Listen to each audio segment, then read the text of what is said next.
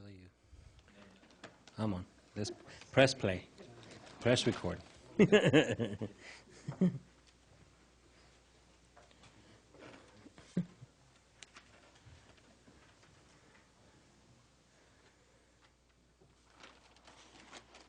so it's 6 p.m. and we will go ahead and call this City Hollister Planning Commission meeting to order for December 19th, 2013. Verification of agenda posting, Billy? Thank you, Chairman Torres. The agenda for the December 19th, 2013 Planning Commission agenda was posted Friday, December 13th at 4:58 p.m. Thank you. Commissioner Lenore, you mind leading us in the Pledge of Allegiance?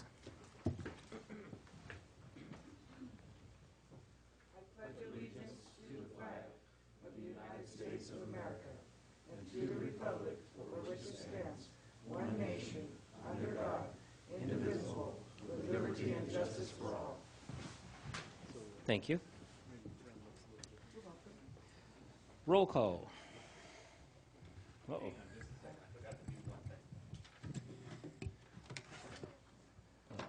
She's not Ray. No, but I like him. Commissioner Alvarez? Here. Commissioner Lenore? Present. Commissioner Boy? Here. Commissioner Harvey? Here. Chairman Torres? Here. Okay, so we have the approval of minutes for the November 21st, 2013 meeting. Do you have any comments or questions on those minutes?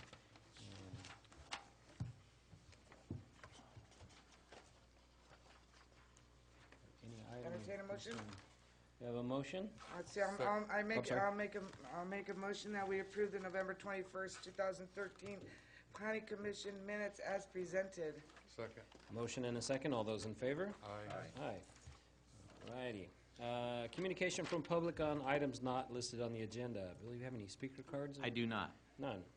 Okay, so we will go ahead and move into the public hearings. Item number one, I'm sorry. I'm sorry, Mr. Chair. On item number 1, I looked at my records, and it's 4.5 years ago I worked on that project, so as long time has elapsed, there's no economic interest. But since I did work on the project, I don't feel appropriate discussing the specifics of the project. Okay. So I'm going to recuse myself. Okay, thank you, Commissioner Boyd.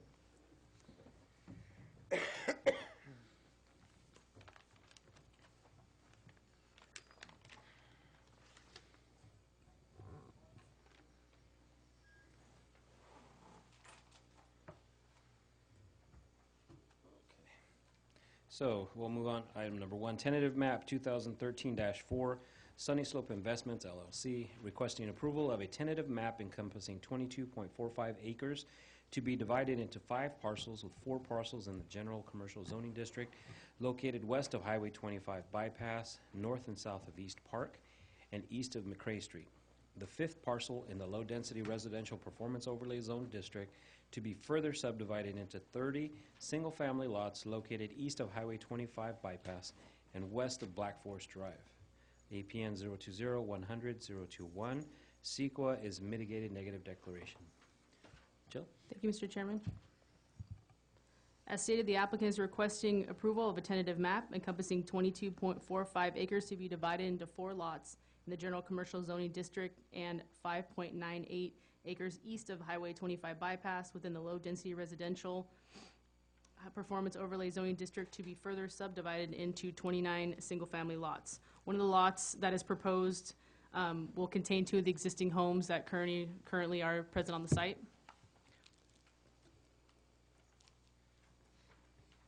The minimum lot size for low-density residential would be, the minimum lot size proposed is 5,519 square feet. The structures would have a maximum height of 30 feet. The tentative map has a density of 4.74 dwelling units per gross acre and a net density of 5.60 dwelling units per net acre. Access to the site will be provided by existing road connections terminating at Calais Court and Verdun Court into cul-de-sacs. The project would complete Black Forest Drive to connect to Somme Avenue. There would also be access along Black Forest Drive in the form of a knuckle at lots 11 through 15.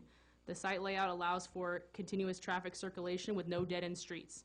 The design of future development on the project site would be subject to the California Building Code. Just a little bit of background.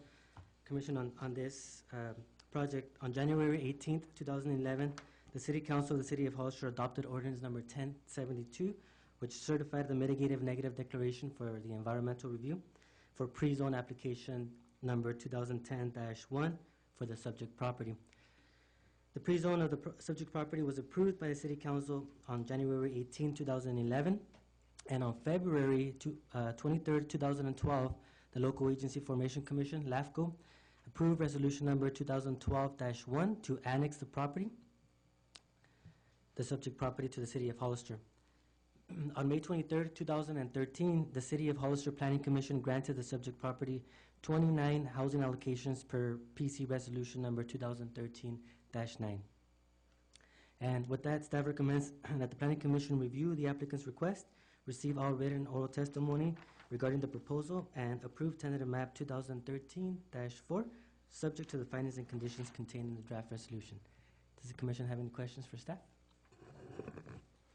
Any questions? Comment? No? Okay.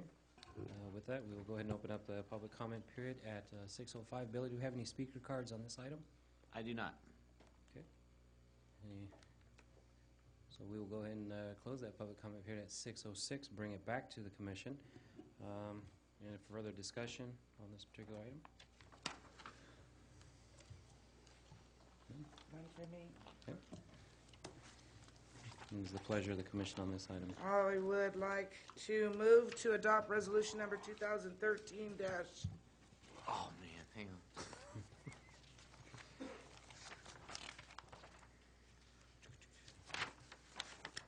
29? I move to adopt PC Resolution 2013-29, approving major subdivision 2013-4, with all the conditions and findings as presented in the staff report. Okay, we have a motion and a second. All those in favor? Aye. Aye? Okay, Aye. motion carries. We will It's not enough. ask Commissioner Boyd to come on in Oh, yes. back to the room and move on to item number 2. I know Mark's been working on this for a long time, so good job and good luck.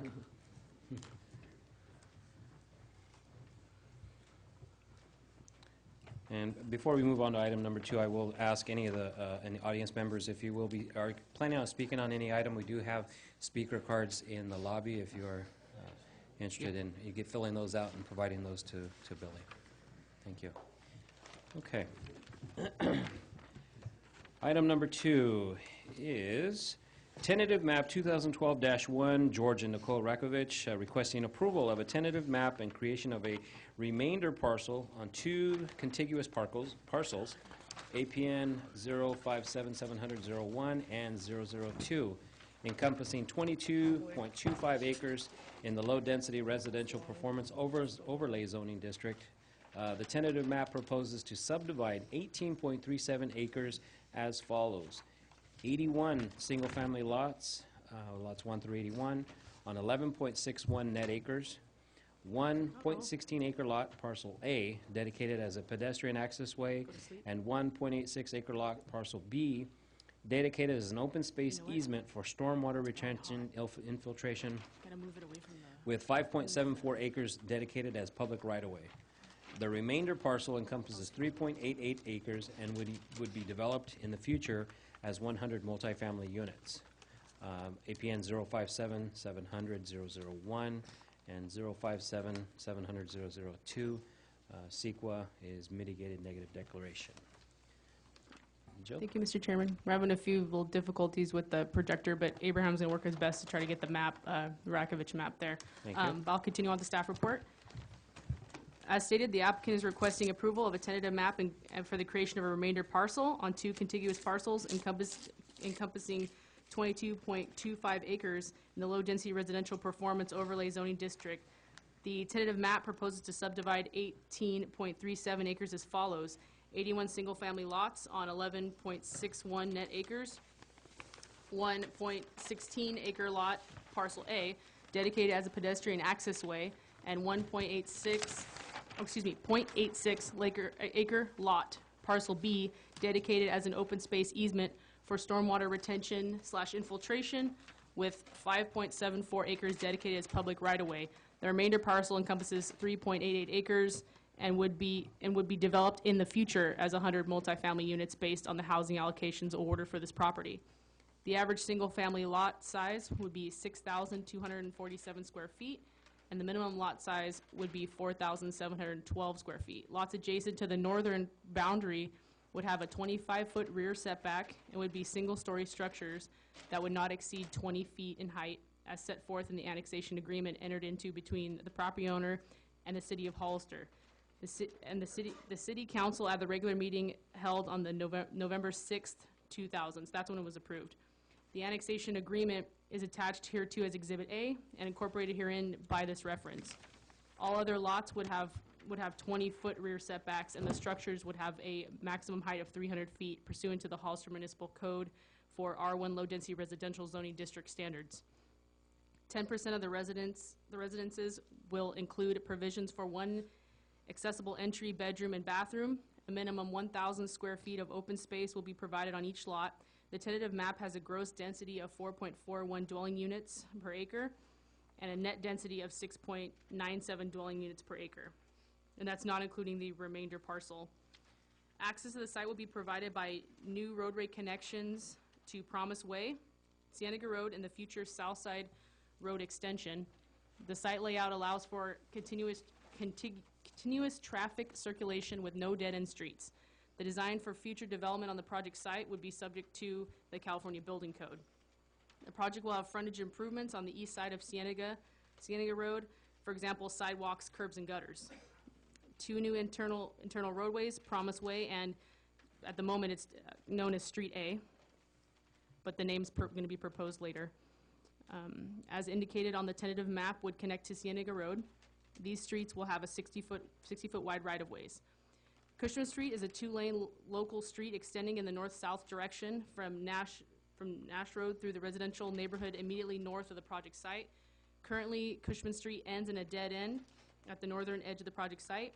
A pedestrian access would extend the existing south terminus of Cushman Street into the project site as stipulated on the annexation agreement attached hereto as Exhibit A, adopted on November 6th, 2000, the year 2000, per resolution number 2000-232 by the City of Hollister City Council. And just to clarify that means there'll be pedestrian-only access, no vehicle access.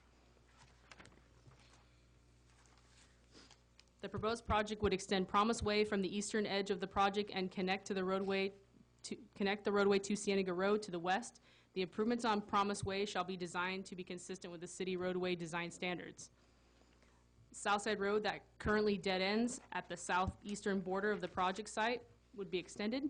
Southside Road would be improved across the frontage of the project with curb, gutter, and sidewalks, street paving, lighting, and landscaping with irrigation, and will accommodate 2 travel lanes as shown on the tentative map to the north-south roadway bisecting the project site.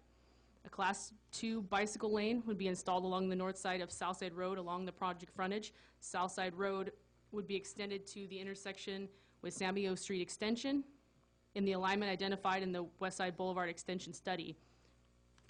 Final concept report. The improvements will consist of a minimum of 2 travel lanes along this alignment. Underground improvements required to be built under the pavement construction would be installed with this construction.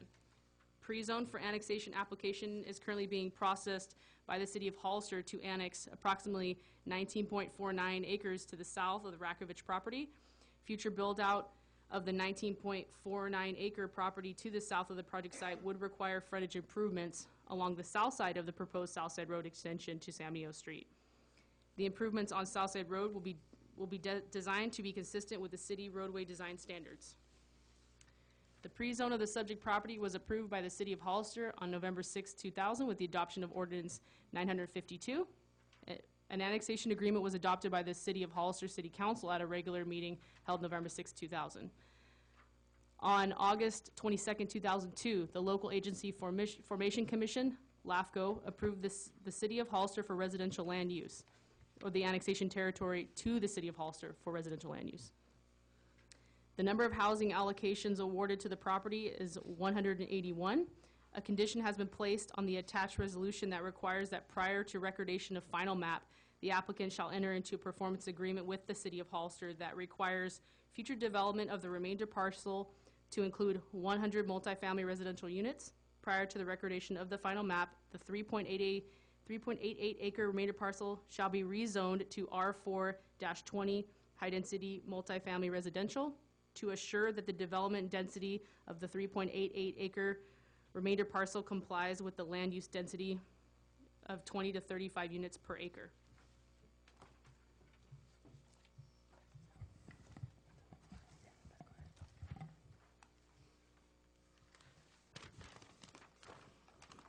The City of Hollister prepared a environmental report for this project, and it was circulated pursuant to CEQA standards and for the required public period. And the city did receive 4 common letters, and formal written responses to these common letters on the mitigative negative declaration are not required by CEQA. However, in the interest of full disclosure and cooperation with responsible agencies and the public, issues regarding to the environmental analysis are addressed as follows. One of the letters that was received by the California Department of Transportation, Caltrans District 5.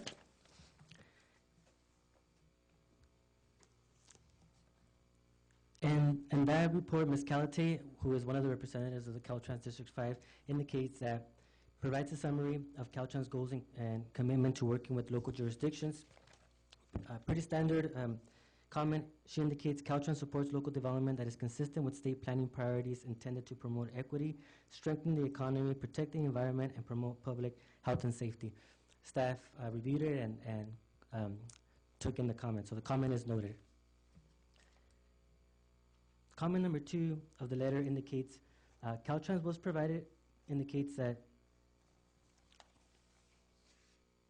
the letter from Caltrans states that the agency did not receive the actual traffic impact study for the project, and therefore they did not have a detailed comments.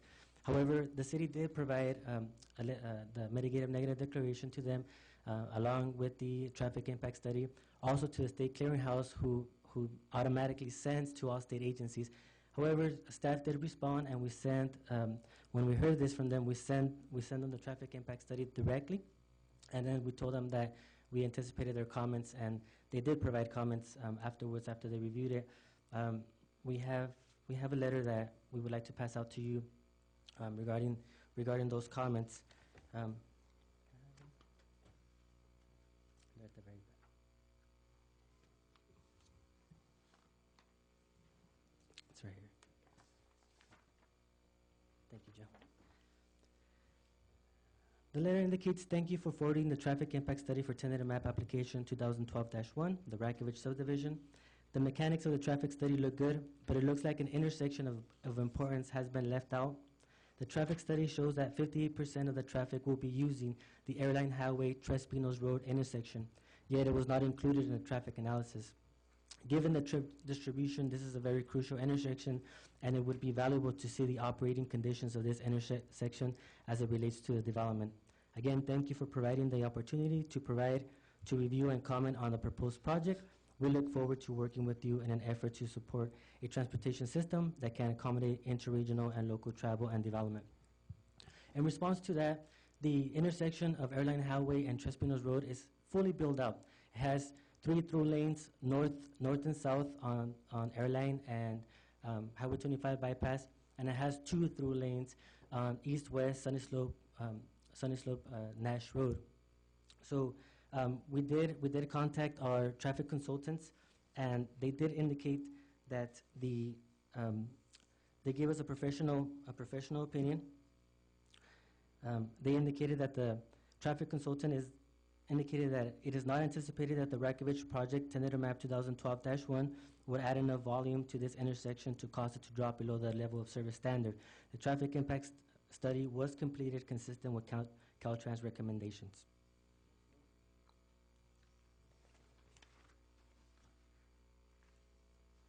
Comment A3 was regarding the scope of analysis and traffic count collection.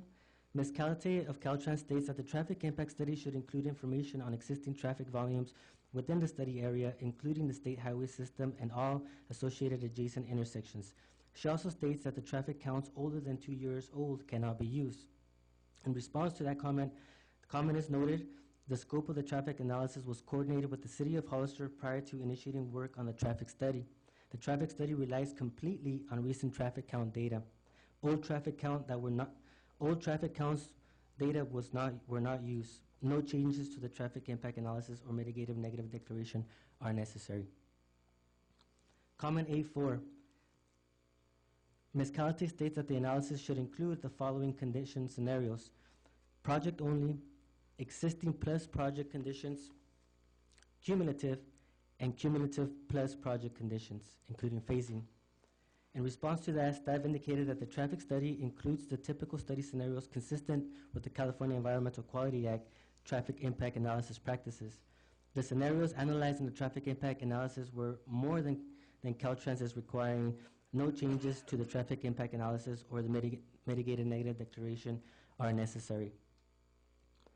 Comment number 5, regarding level of service standards. Ms. Calate states that the Caltrans level of service standards should be used to determine impacts. In response to that, the traffic study utilizes Caltrans level of service standards for identifying acceptable and unacceptable operating conditions, so they were used.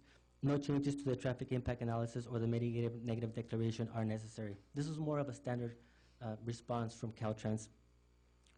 And comment number 6, A6, was regarding encroachment permit. Ms. Calate states that encroachment permits are required for any work completed in the Caltrans right-of-way. Comment was noted. If any work is going to be done on the Caltrans right-of-way, we'll make sure that the applicant first gets an encroachment permit from Caltrans. There was a second letter attached to the report from the Central Coast Regional Water Quality Control Board. And in summary, the Regional Water Quality Control Board wants to ensure that the project complies with the construction general permit order, as well as the city's project design review, inspection, and enforcement requirements as mitigation. So, in response to that, as a general approach, existing standard conditions and development regulations are considered existing enforceable requirements, designed and adopted to address environmental concerns, and therefore are not reproduced as mitigation measures. Those are standards that we have as city policy. Final conditions of approval for the project address the city's grading and best management practices control, including low impact development requirements. No changes to the hydrology and water quality analysis or the mitigative negative declaration are necessary. We received a third comment letter from a neighboring property owner by the name of Alex Iwak. And we did receive an additional letter, comment letter today, in addition to the one that you have in your staff report. And what's that? Thank you. Just gonna do as a favor of passing. This letter raises issues regarding the requirement for a sound barrier, a proposed sewer system design, promised way design, which is one of the roads, undergrounding of utilities, and the proposed sidewalk improvements along Cienega Road. Very briefly, we could get more into details if you have questions, but very briefly, the sound barrier requirement was based on the measurements conducted by the noise study that was prepared. The noise consultants and the study prepared for the city. With respect to the sewer system, the city engineering department will ultimately determine if a lift station or an alternative method of transporting sewer to the treatment plant that will serve the project will be used. It is also included as a condition of approval in the draft resolutions before you. The commentator is correct that frontage improvements are only proposed along Cienega Road along the property frontage, which is on the east side. None of these issues raised cause significant change to environmental review, documents, or conclusions regarding the significance of any impacts.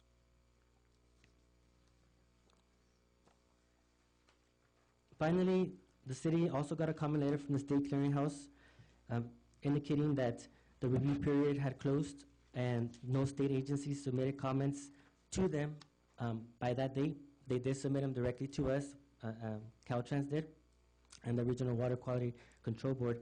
And the letter acknowledges that that the city had complied with state clearinghouse review requirements for draft environmental documents pursuant to the California Environmental Quality Act.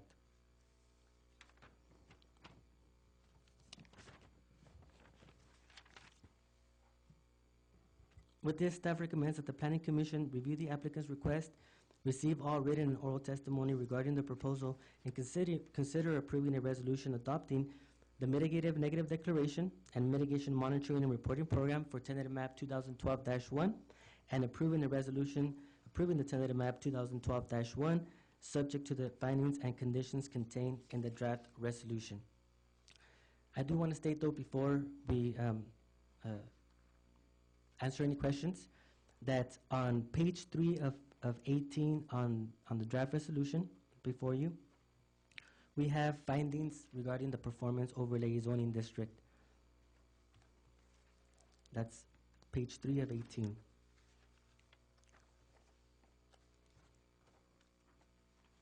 What did you say again, Abraham? It's a performance overlay zoning district findings, page 3 of 18, number 2. It indicates under evidence. The second to the last sentence indicates that the project design also includes an emergency access to the site at the end of Cushman Street, and that's the city is recommending that gets stricken through because Cushman Street is only going to be a pedestrian access as agreed upon on the annexation agreement that Jill was referring to back when the property was annexed.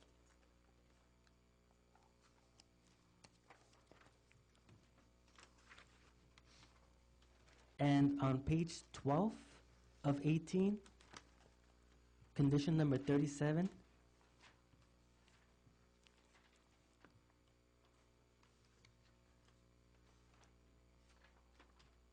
where there's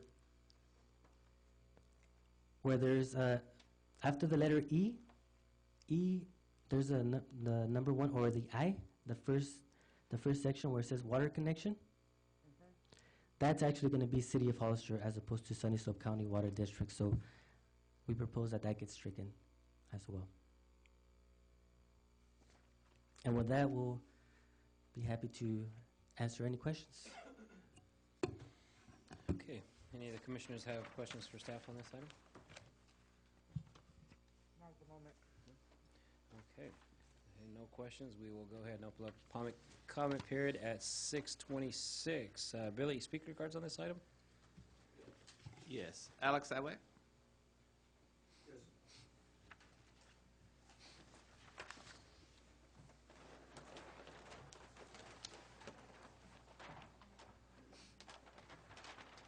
Good evening. My name's Alex Siwak, and I'm a part owner of the 3 acres that are directly to the west of proposed lots 1, 71, 72, and the existing house on the southeast corner of Cienega and Eastview Drive. I didn't receive the tentative map conditions until the end of last week, and so I've added a couple of other items to what I submitted back in December 11th.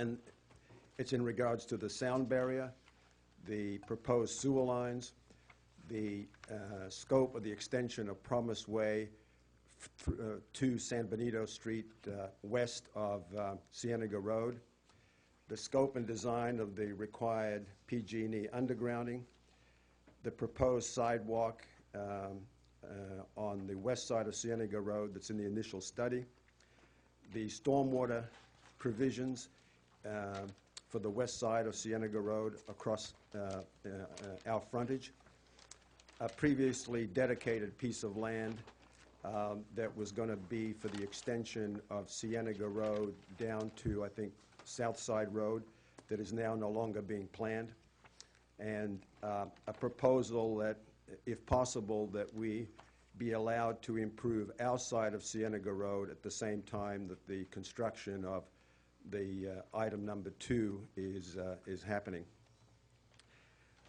The requirement for the sound barrier, I couldn't find any numbers that require a sound barrier to be placed. If that's the case, fine. We would request a wood construction rather than some form of masonry construction. In talking to the engineering department, it wasn't clear yet whether a finalized sewer system had been decided on. In the initial study, it showed that there'd be a lift station at the bottom end of Cushman that would lift roughly 5 or 6 vertical feet. In talking to the engineering department, they thought there were alternatives in putting a deep gravity line either up San Benito Street, Cienega, or Cushman. In any event, the engineering department indicated that the developer would be required to put in a sewer line along the west side of their frontage running along the length of Cienega, which means that we'd be able to tap into that when it was time for our development. To minimize redundant construction, repaving, traffic impact, public safety, extra CO2 emissions, and expense, it makes sense to consider installing blind laterals at the time of applicant's sewer line installation to allow for our proposed lot connections. This would mitigate much of the disruption to Cienega Road surface when it came time for us to develop. We request that the applicant grant us access to their sewerage system. The applicant's design take account of our expected capacity and ability to access by gravity flow. The applicant be required to install a sewer line along their westerly frontage, as indicated by the engineering department, and that the applicant's design of their sewer line in that Cienega Road provide blind laterals so that when we come to install our lots 7, 8, 9, 10, and the cul-de-sac lots, that we don't have to actually break into the sewer line but be able to connect just to those laterals. We're prepared to bear the costs of design, fees, and construction of those laterals. The proposed design of Promise Way west of Cienega Road, the in-tract Promise Way is a fully improved 40-foot wide roadway. However, when it hits Cienega Road to go to San Benito Street, it narrows down to 32 feet. And on the initial study, roadway improvements, the Promised Way is only improved on the northerly half of that extension of Promised Way, and the southerly half is only a 12-foot wide piece of blacktop with no curb or gutter or demarcation from the native soil. I think for a reason, and at an earlier stage of design, it was indicated that that portion of Promise Way would match the full width of the in-tract portion of Promise Way. There was an issue with the right-of-way. We have no problem with granting that extra 12 or 15 feet of right-of-way at no expense to the developer. I think for the interests of getting the street done and finished in one piece and continuing a 40-foot wide strip of Promise Way going all the way to San Benito Street, I think makes sense. The developer is required to underground the overhead PG&E lines that are currently on their side of Cienega Road. We would ask that when their PG&E design is taking place, that we be allowed to interact and see if there's some way we can set up easy ways of connecting to that PG&E line when it comes time for us to develop. There's also overhead lines over our southern piece of property just north of that extension of Promise Way, and maybe at that time we could also address how that could be handled. Again, we're prepared to bear the costs of those designs, fees, and installation extras. In the initial study, on the bottom of page 90, it says that it's recommended that sidewalks be installed on both sides of Cienega Road. We'd like that be stricken and no sidewalk be installed on our frontage of Cienega Road. By the time we develop, we'd have to be tearing up that sidewalk. The stormwater design that we saw in the initial study by applicant doesn't take into consideration any accommodation for the west side of Cienega Road along our frontage. We request that the applicant propose a drainage system for the westerly half of Cienega Road. If necessary, provide access to us to their westerly end of proposed Street A. Be required to install storm drain inlets for the outer tract extension of Promise Way to San Benito Street. Provide knockout inflow connections to the catch basins so that when we develop, there's an easy way of just hooking into those catch basins that they're planning to install rather than uprooting the whole catch basin. And we're prepared to interact with the engineering department to see how that can be arranged.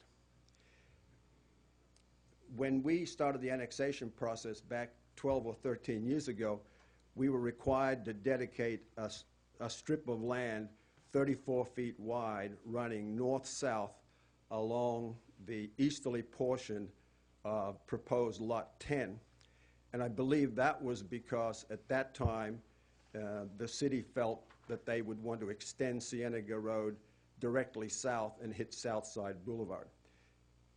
Now that I believe is not planned for, and Cienega Road's going to dead end into that extension of Promise Way and go out to San Benito Street. We'd like to be able to get that land back so that we have more usable land in that Lot 10, given that the dedication is no longer needed. I don't know if this is possible at all, but the best solution to Cienega Road would be to see if there's some way that when the applicant is going through with their improvement to Cienega Road, that we actually be able to improve our half of Cienega Road so that when it comes time for us to develop, we don't have to be cutting crisscross across Cienega Road and what's newly been installed by the applicant. Depending on how quickly they are able to start their construction and whether it's at all feasible to address what I'm asking for, but in the interests of safety, minimizing inconvenience, reducing CO2 emissions, maintaining street integrity, eliminating disturbance to the future families inhabiting applicants' proposed homes, if there is some way of actually improving our side of Cienega Road at the time they're improving their side, it would be a benefit all around. And at one point, maybe 6 months ago, if you look at Exhibit F, the applicant actually was proposing to improve our side of Cienega Road. I don't know what happened to that, whether it was decided they only had to do the easterly half or what, but they had made provision to improve that side. We're not saying we want them to pay for it. We're just saying that for the reasons I've stated, it'd make sense to see if there's some way that that westerly half of Cienega Road could be put in at the same time that their project is. Thank you. Thank you. Additional speaker card, Billy? Yeah. Ivan Hernandez?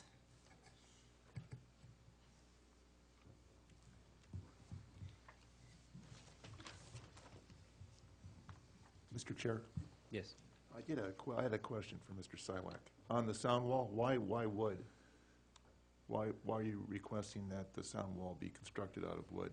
Just curious. Just so it doesn't look the usual,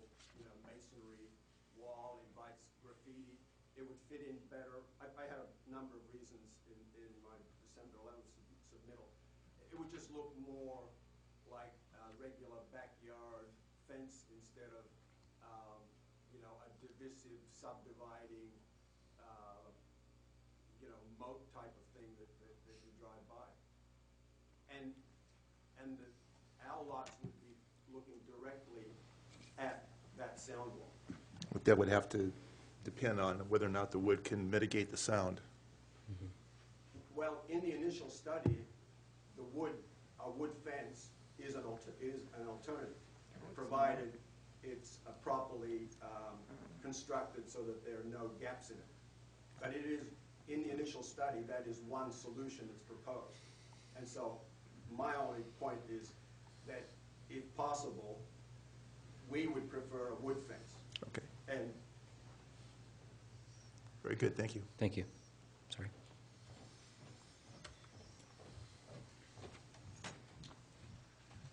My name is Yvonne Hernandez, and I live on Promise Way. And when we got this letter, not everybody in the neighborhood got the letter or the map.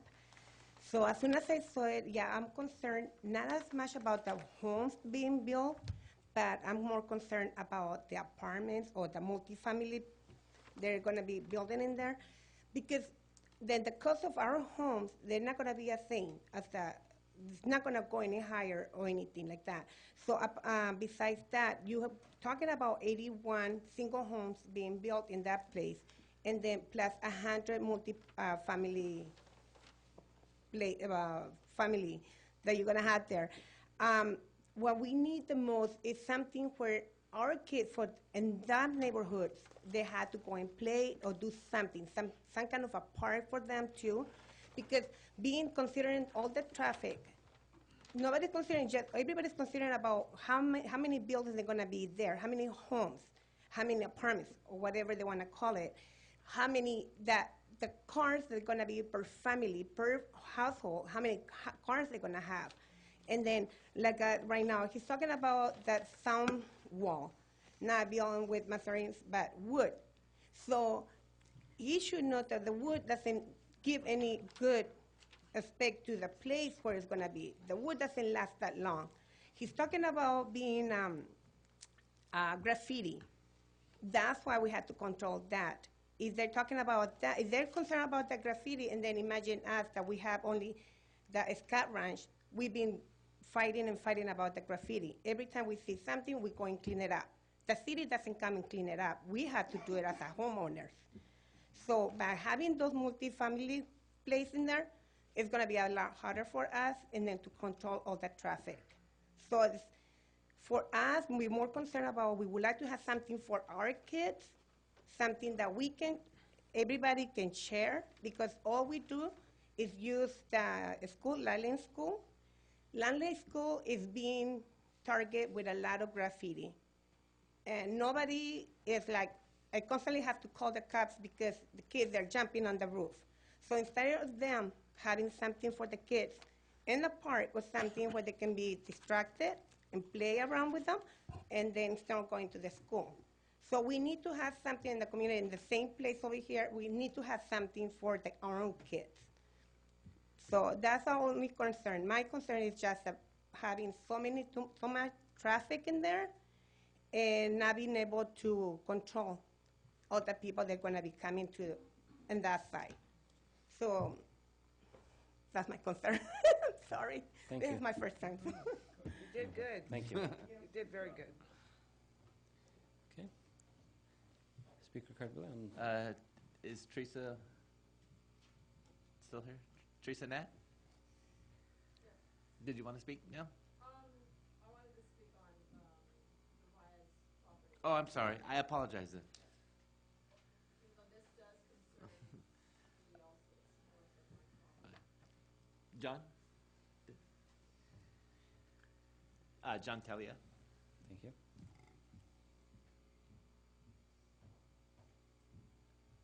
My mistake. I'm sorry, Teresa. Hi, good evening, Good evening. Mr. Chair, members of the commission. My name is John Talia. I live at 2000 Nora Drive here in Hollister. And I just have a couple comments about the agenda item number 2, the tentative tract here. You know, I understand there's a lot of development that's going to be taking place. Obviously, this development is out my back door. But one thing I'd like to bring to the Planning Commission's attention is that with these future developments, I'm not seeing a lot of green space included in these developments. And as Mr. Hernandez pointed out, you know, we do need a lot of space for our children to grow and to run and to play. This development, for example, I'm not seeing that unless I'm missing something here. But as these parcels start going away more and more throughout our neighborhoods, we're really in need of that park-like setting where we can have our children safe in our own community and so forth. So I just respectfully ask the Commission to take that into consideration. Maybe it's a little after the fact on this one, but any future ones that may become before you, if you could please keep that in mind to keep our neighborhoods and our children in the best interest. Thank you. Thank you. Just for the record, this was originally proposed with a park, and it was appealed by the city council. I didn't know when it's appropriate to give the gentleman a little history. Are you waiting for all the speakers to speak? Okay. We'll give you a little history on that subject. Additional speakers, Billy? Michael Caddy? Good evening, Commissioners. My name is Michael Cady. I am the applicant with UCP Benchmark Communities. First off, I want to thank staff for working with us very hard on this project. We've met on a monthly basis probably for the past 6 months to bring this to fruition tonight. The Rakovich family has been working on it for probably over a decade. So there's a lot of work and planning that's already gone into this. So just want to address some of the issues, particularly regarding Dr. Siwak's comments. City Engineer Rupsix made it very clear that whatever the sewer solution is, it is going to benefit the entirety of that area. So since we're the first ones in, we are going to do the heavy lifting and put in the backbone. Okay, so Dr. Siwak's property is going to get taken care of. Lad Lane's going to get taken care of. It'll be some sort of mutually beneficial district that will probably include reimbursements, but when we come in, we'll be putting it in. And any future growth that's being planned will have the capacity somewhere near their doorstep. So that's happening. In regards to the sound wall, it is a mitigation measure. If I can mitigate it via a wooden fence, I'm more than happy to do that. Obviously, it's very important to us that it's attractive. We're going to be selling houses there. I have a huge investment in the property right now, and I'm going to have more, hopefully after tonight. So I'm more than happy to accommodate whether it's a wooden sound wall, as long as I can meet my mitigation. If we can't meet it via a wooden sound wall, we'll landscape it. We're more than happy to do to make it attractive. I think it's not only beneficial to the neighborhood, it's also beneficial to us. So I see no reason to be cooperative on that issue. In regards to making improvements simultaneously, I think there's some difficulties in there. I don't think there's any doubt that Dr. Siwak and his partners are going to benefit from all the improvements that we're going to put in. But I can tell you, in the last 9 months after tying up the property, we spent hundreds of thousands of dollars to go through a planning process, to engineer it. This is the third time that this project's gone through CEQA, from rezoning to general plan amendment. And I think all of that is getting lost just because we're moving forward, and we'll certainly be as cooperative as possible, but I think we need to do it equitably, and we are very far down the road. I think Dr. Siwak certainly has had the opportunity to go through the tentative map process. He's not been annexed yet, and we will certainly be accommodating, but I simply cannot afford to tie my project and the investments that we have made, that the Rakovich family has made, on a third party that's not started the process yet. I think that would be unfair. Again, we're more than happy to be cooperative, and I can guarantee you, I've got multiple projects in the city. I'm going to be here to do the right thing. We're building in Hollister right now, and the city staff's not going to let me do something that doesn't benefit everybody involved, but it does need to be an equitable solution, and it needs to be fair for all parties. So, I am here to answer any questions. My civil engineer is here to answer any questions. I believe the Rakovich family is here. Maybe not, but, we ask for your support tonight, and if there's anything I can answer, I'd be more than happy to. Thank you. Thank you. Any questions on? Any additional speaker cards, Billy? I don't have any additional speaker cards, but Okay. All right, we'll go ahead and close that public comment period at 6:50 and bring it back to the commission. Comments, questions, I have a discussion? comments and questions. I think that when Mr. Sidewalk brought up some points that make sense, you know, cleaning the laterals and all that, but I think a lot of that is not, I don't think it's within the purview of the commission to grant that. I think it's something that issues that can be worked out with Public Works and staff. And previously, I said from Mr., as a response to Mr. Talia's comments, is that we did, the record was historically that there was a pocket park that was part of this project that was appealed to the city council. I did not express an opinion, but everybody probably knows what my opinion is on parks. So, but just for the record. Okay.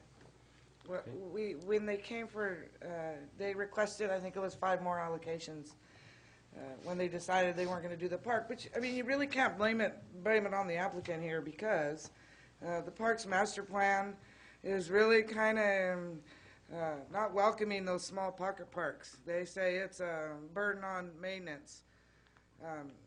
So we were of the consensus here that we did want the park.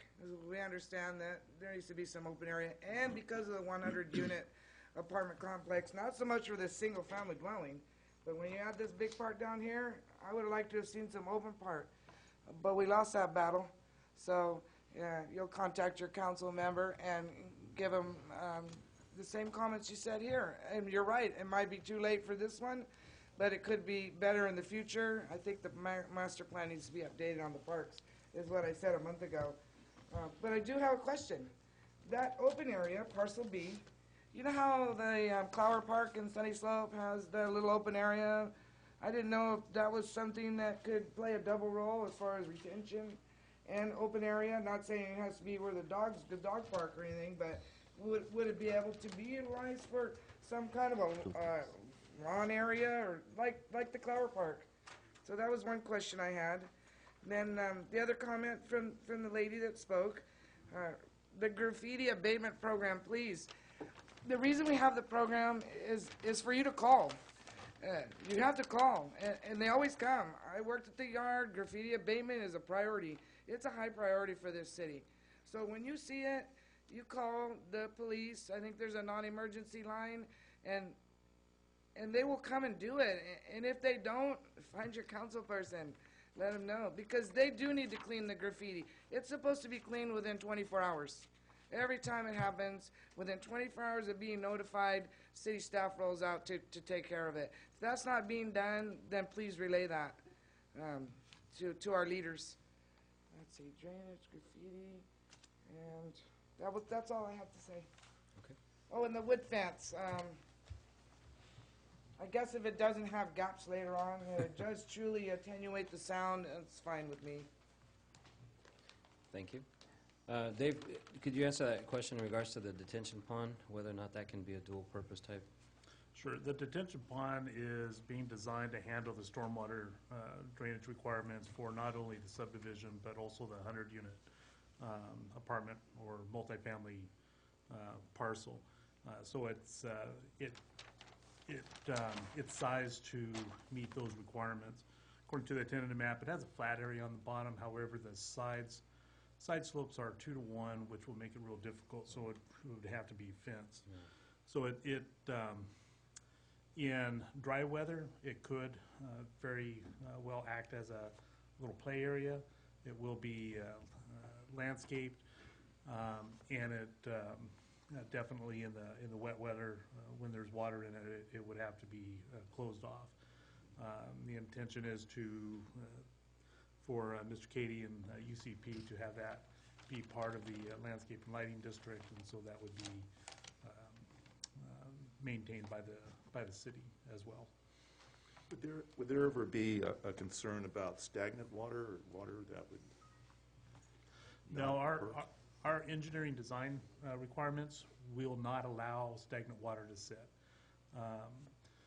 This basin will be designed so that no water will sit at the bottom for any lengthy period of time, which would attract mosquitoes or any type of stagnant water conditions. When you say that the department would not allow that, if it would be a situation where, if it were to occur, how would you mitigate that? Or, Well, through engineering design and best management practices, that would not be, it's engineered out, that potential is engineered out of the situation. So the water would be positively drained out, so that it'll go into the storm drain system. I believe it actually goes out to the Abundance storm drain eventually, and that's for stormwater events. There's also the LID requirements for from the Regional Water Quality Control Board will require percolation and other methods. Each home will have to handle their own LIDs. This will handle the streets. Plus, there's multiple situations going on. Like I said earlier, the storm events, 15, 20, 25-year storm events will have to be handled through that basin as well. Okay. Then I had a question in regards to what was envisioned. I look at the corner of Promise Way and San Benito and that potential bottleneck there. What's envisioned as far as to continue Promise Way into San Benito? Is it going to stay that same width, or will it be the same width as Promise Way throughout to San Benito? I just didn't get a clear picture as far as this intersection here. I don't know if that's a question for the engineer or... The requirements of Promise Way, which will be extended through San Benito Street, is that it's and what they are going to construct is 2 travel lanes from the edge of their subdivision to San Benito Street. They are also required to construct a pedestrian access out to San Benito Street, and thus you have the sidewalk on the north side of that little street. The 32 feet of paving that they're proposing to put in, that handles 2 travel lanes. It handles a parking lane on the north side. And when Mr. Siwak develops his property, he would be required to do the southerly portion at 8 feet of paving plus curb gutter and sidewalk. And that would give us the total frontage, total street width at that point at 40 feet, curb to curb. a question, Go ahead. Mr. Chair. Dave, on the western side of Cienega, is it part of the conditions for the developer to put in a sidewalk on the western side? No, it's not. It's not, okay. Okay. Any additional comments? Yeah, I just had a comment. I wanted to reiterate the fact that we did want a park there, and and the city council overturned us. So please, please contact your city council. We have a meeting, I hope, scheduled to speak with them and to get these, in that whole area, there's no park. Where are these poor kids gonna, that's one of the first things that we brought up when they wanted to, take away those, that pocket park, and so help us. They work for you, okay? Remember, they work for us, so, contact them, let them know what you want, because that's the only way squeaky wheel gets the grease. Because we're Okay, going to be thank you. discussing it with them. Yes. So now's the Soon, opportune yeah. time. If I can just add something about the parks, and I know that you've heard it before, and not everybody necessarily agrees with what I have to say, but as far as the park is concerned and this project, please keep an eye out. some of you may or may not know, there's a pretty large project going on right now that's kind of underway with the school district, well, the Hollister High School District, the County of San Benito, and the City of Hollister. And it all relates around the potential closure of Nash Road. But as it relates to that, there is about a 30-acre park that if you had a good arm from this particular project, you can throw a rock and almost hit it. You have to have a real good arm, but I mean, it's close. That regional park was a master plan that was developed by the County of San Benito. I think you can get online. You can see the layout and the design of the park. They did miss out on a piece of property that is actually probably the closest to this site, but nevertheless, there's another 4 large parcels that are a part of the overall program. And it is more of a regional type of park. I mean, it's literally a huge park. It's probably 30, 40 acres when all said and done. So understood that this particular project doesn't have the pocket park as part of it, but it is going to be a fairly short walk to get to a park that is pretty large in scale. So. But when will it be built? They're actually talking about doing, well, if you ask the high school, they want it done now. It probably, I'm guessing if everything works out, it'll probably end up being towards the first part of 2015. It's not connected to the river, the parkway, that project, right? It's not part of the project, but it will be connected. I didn't even know, so thank you. I'll check that out. And that's one of the things, and it's hard to get everybody to know what's going on everywhere, but if you talk to the Park and Recreation Commission at the county, that's one of the things, they spent a pretty penny master planning that particular park. It has probably 9 baseball and softball fields. It's a huge area. Well, that's good news. Okay. Thank you, Billy. You're welcome. Okay. Any additional comments, questions? One more question for Steph. We were talking this afternoon about the area with the multifamily. That's the plan, but there's still a process, right? Can you reiterate the process? Because that's not a done deal as far as what goes. Correct, Commissioner Harvey. That is correct. The project before you tonight is specifically for the 81 single-family residential homes. The city does have a growth management ordinance, and as part of development, the applicant first has to come before the Planning Commission, City Council to obtain allocations. So when they did that for this particular property, the City Council indicated that not only single-family residential were they going to approve for this project or were they going to allocate, but also a section of multifamily residential as well to have a blend of higher multifamily and throughout the city in other areas, in particular this section. So multifamily could be apartments, could be condominiums, could be townhomes, but it is multifamily. And you are correct. Right now, this property is designated in our general plan as low-density residential, and our zoning ordinance, single-family residential, as what's being considered tonight. However, in order to allow for that 100 multifamily units, the process consists of rezoning that area of R420, that area indicated on the map, so it could allow for a higher density. So that would be a process that would have to go underway before the applicant can come in before you and ask for approval of the multifamily apartments. So there is some planning process that has to be done first regarding rezone general plan amendment before bringing the multifamily before the Planning Commission. What's the general plan designation currently? It is LDR, low density residential. So they have to do a general plan amendment? They will have to do a general plan amendment. That's correct. correct. Do a general plan amendment? And rezone. That's correct. So it's a process, yes. But the retention area was calculated for future development of high density or higher density based on that going forward. That's correct. So the retention infiltration area, as noted on parcel B, was calculated for the future development of multifamily on close to 4-acre site along San Benito Street on the southwestern portion of the property. Okay. Thank you, Abraham. Welcome. Okay. Any additional questions for staff? the pleasure of the commission on this item?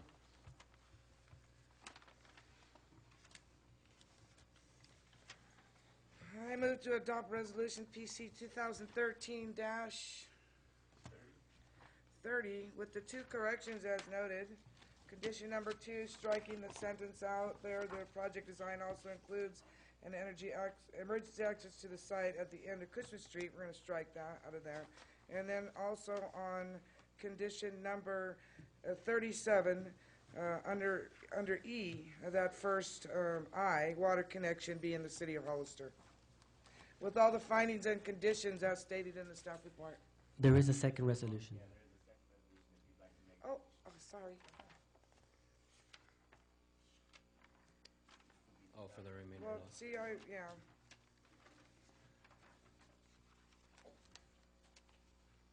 Where's it at, Bill? Is that for the remainder lot? For the mitigated negative I declaration. think I went by it is what I did. Right. Oh, I should have done that one first.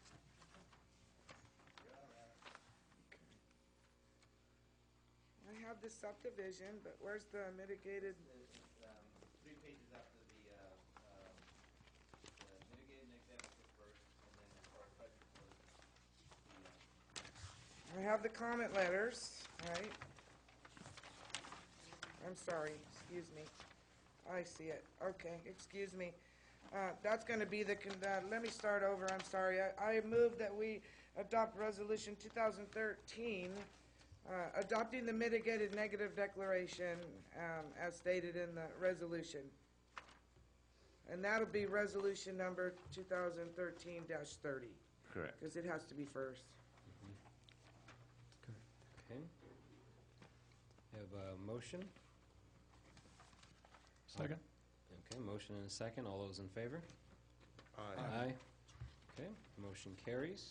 And we will move on to, Well, we want to redo the second one now. oh, I'm This sorry, is gonna be- you're right. I move that we adopt Planning Commission Resolution PC 2013-31, approving major subdivision 2012-1, with the corrections that I noted previously, with all the findings and conditions as stated in the staff report. Is that okay, Bill? You're the boss. Resolution 31 on that one, correct? Sounded good to me. 31. Yeah. With the two corrections is what I was saying. Okay, so we have a motion. I'll go ahead and second that motion.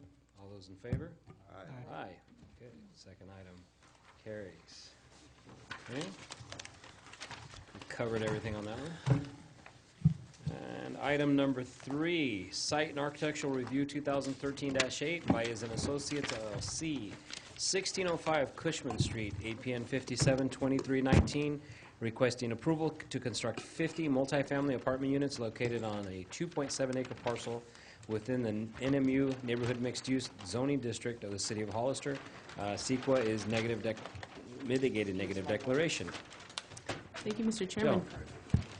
The applicant is requesting approval of site and architectural review 2013-8, requesting to construct 50 multifamily units consisting of 5 buildings and the construction of an office building to be used for the rental office, with an outdoor pool and freestanding monument sign located at a 2.7-acre parcel at 1605 Cushman Street. The site is located within the NMU Neighborhood Mixed Use Zoning District. The site plan illustrates site improvements, which include landscaping, new walkways, a pool area, parking, and 1 driveway on Cushman Street to line up with Bundason to the west.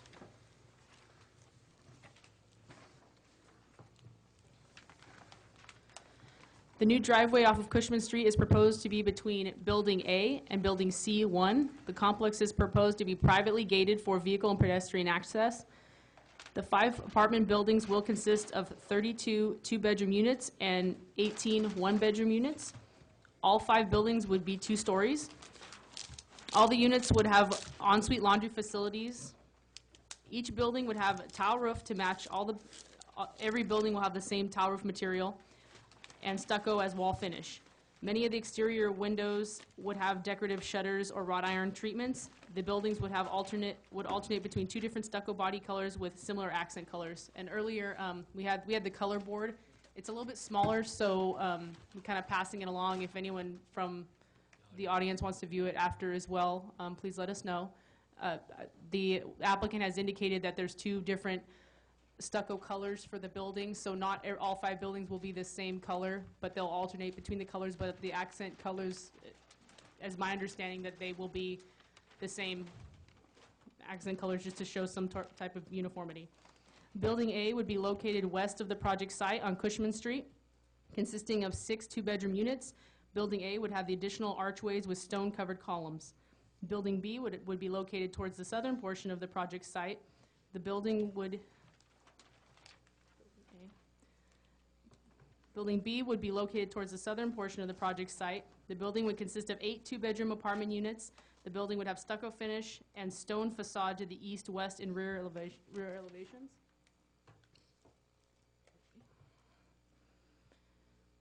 The east and west elevations would also use an espalier to train a climbing vine to add visual interest to the first floor solid walls. Building C, 1 through 3. Building C1 would be located on the northwestern area of the project site bordering Cushman Street. Building C2 and C3 would be located towards the eastern portion of the project site. The buildings would each consist of 6 2-bedroom apartment units and 6 1-bedroom units, totaling 12 units per building. The neighborhood mixed-use zoning district allows a maximum building height of 50 feet.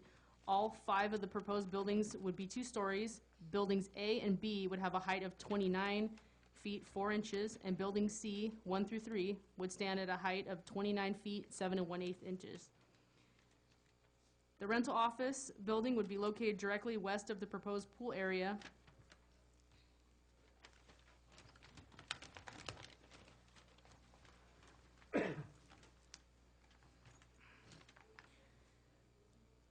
Directly west of the proposed pool area, and would provide an ADA restroom for pool guests. The office would stand 14 feet 3 inches in height and use materials and colors that would match the main apartment buildings.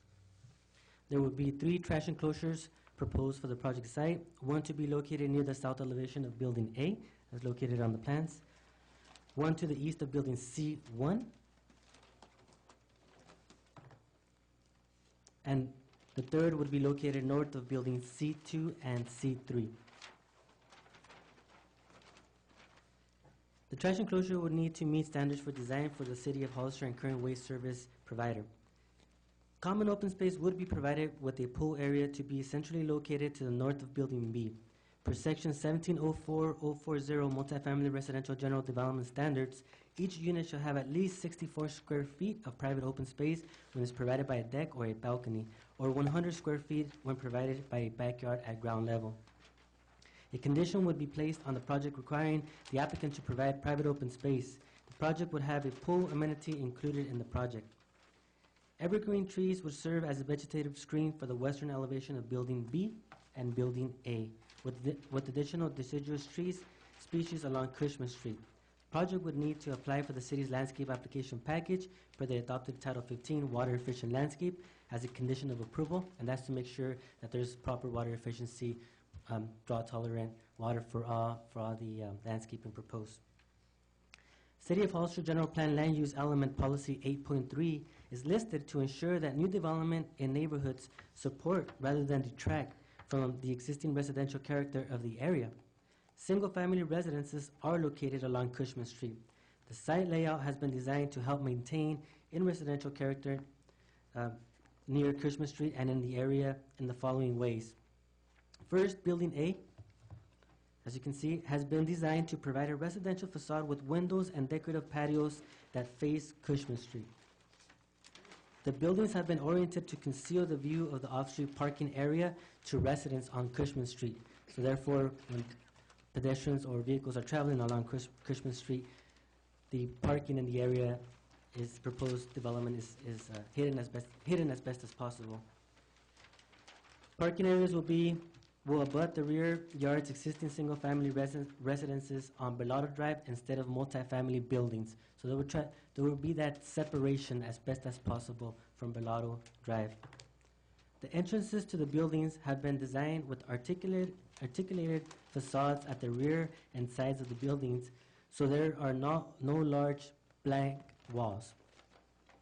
The neighborhood mixed-use zoning district allows for a density of 25 to 35 units per net acre.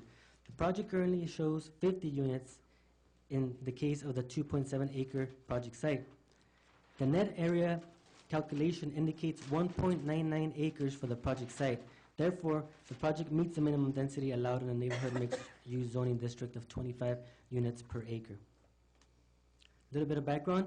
On June 24, 2009, the Planning Commission awarded 74 residential allocations per Planning Commission Resolution number 2009-12, and the project is proposing 50 units for this submittal.